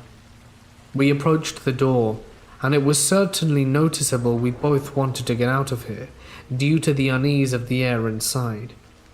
We entered the last room, and it was the same as the first, except there was a larger table instead of a bench along the wall. Nothing sat on it, but a hammer lied on the floor at its base. The hammer seemed newer than the previous items, but we would not have time to inspect it, as we jumped in terror when the first door to the prior room slammed shut. This was clearly not the wind, and both of us immediately panicked. We drew our rifles and yelled as we slowly backed towards the door in the room we had not opened yet. We noticed the light through its boards as we entered the room, so we assumed it was the exit, and now it was the only option we felt we had. We yelled again this time, forming words instead of the frightened yell we had before. "Is someone there?" But nothing. We opened the door behind us, watching into the dark room we had been in previously, and stepped out into the silent woods. We looked around and saw no one, which was almost more unsettling than it would have been had there actually been someone. We started walking down the trail towards his home, using the stream as a navigation marker. As we started to lose sight of the structure, we thought we saw something outside the door that we had exited. We were startled, but we were almost certain it wasn't there before. A shadow that resembled the outline of an average-height person. We pressed on another half-mile or so and started to hear twigs and sticks breaking a good ways behind us. We turned around and looked, but saw no movement. Instead, a shadow almost silhouetting a person stood by a tree about 500 yards from us. "Hello? Why are you following us? We're armed." But again, no response. No movement, not a noise. It just existed there next to the tree. We started to run down the trail, and about a mile further along we turned back, and it was there again, over some bushes, about the same distance back it stood. We really felt the terror overtake us, and we started yelling, "Stop following us. You're trespassing, we have guns. But nothing. It just loomed in the woods, and we couldn't help but feel a piercing stare. We continued to run, and once we neared his house, we turned back again in a fairly large clearing, only a mere 1/3 of a mile from his house or so. But again, there it was in the tree line at the end of the clearing. We yelled, "Go away! You're trespassing, we're gonna fire at you!" Childish, but we felt cornered at this point. So my friend fired a warning shot towards it, hoping it would run, or at least flinch. Instead, it almost felt like the world stopped for a moment. Everything felt strange in a way I could best compare to the feeling you have after waking up from the strangest falling dream. It did not move. This was such an unexpected reaction that we turned and ran to his house as fast as we could. Once inside, we hid in his basement playing video games and attempting to pretend like none of it had happened. Many years later, we rounded up a group of friends and hopped on an ATV to return to the structure. We rode the entire length of the stream and found many campsites, but never again did we find that building. It simply was not where it should have been. I don't know how to explain this story, but I know it's kept me up many a night. Has anyone else had this sort of thing happen? Or perhaps an explanation?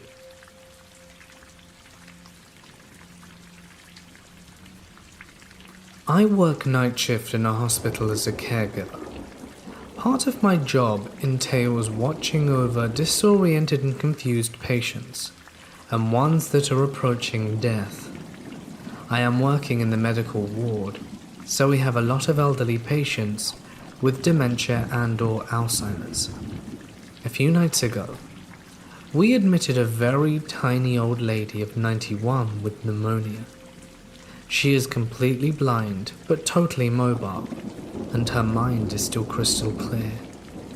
She used to be an English teacher, and her whole personality and the way she speaks, as well as her vocabulary and pronunciation, attests to that.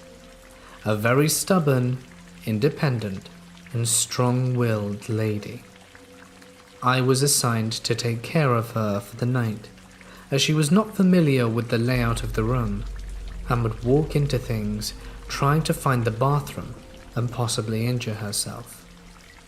It went well for the first few hours. We chatted about stuff until about 11, when I said she must try to get some sleep. I'm sitting right by her side, and she can just say if she needs anything. She agrees, turns over and makes herself comfortable. After a while she's fiddling with the blankets and being restless, I lean over to her to switch on the dim bedside light to see how I can help her. When she says to me, "Oh, you have the most beautiful blue eyes." While I'm trying to figure out how this blind lady knows I have blue eyes and how to respond, she continues, "And while you're up, please get an extra blanket for the little boy that's sitting on my bed. His skin is cold as ice."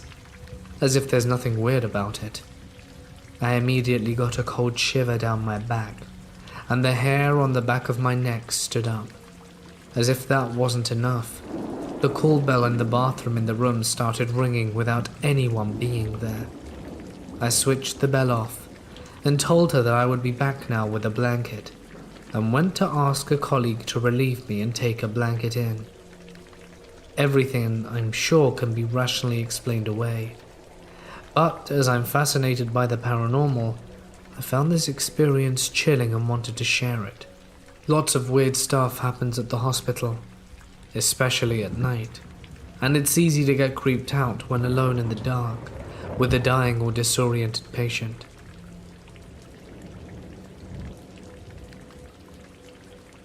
When I was a young child, me and my family moved around a lot, as a parent was a coast guard. We always drove, so we stayed in a lot of hotels. Practically every time I stayed in a hotel after my family had fallen asleep, I would see a creature moving back and forth between the walls and the ceiling. The creature looked like a spider monkey, with its tail curled around its body. It moved back and forth, not smoothly, but in small jolts, almost like you would see using a flipbook. I was a bit intimidated by it, but was never stricken with fear. I saw it from as young as I can remember until age 10, and after that it just stopped. A rational adult mind tells me that my imagination as a child ran away with me. I tell myself that I expected to see the creature, and that's why I did so often. But in the back of my mind, I cannot deny that I know full well what I saw. This happened to me when I was in grade 6, 10 years ago, around September. At recess and lunch, we went outside on nice days. The schoolyard consisted of 2 playgrounds, a soccer field, and a baseball field surrounded by a wooded area. We were not supposed to go into the woods, but there were a few monitors out keeping an eye on 100 or so kids. On this particular day, my friend Courtney was in the woods and came running back, telling me and my other friend Justin to follow her in. A couple of meters in, there sat a tent and a middle-aged man sitting nearby. We were a little freaked out, but the guy immediately explained to us that he was homeless and hungry. Us, thinking we were clever, asked to see his ID to know if we could trust him. I remember his first name was Justin, the same as my friend, and after this we left with the impression that homeless Justin was a nice guy. So the next day we decided to pack some extra snacks for recess to give to homeless Justin. For the next 3 days we brought homeless Justin food and had brief visits with him. We tried to keep him a secret for the other kids, but being so young, we weren't so good at hiding that we were sneaking into the woods each recess.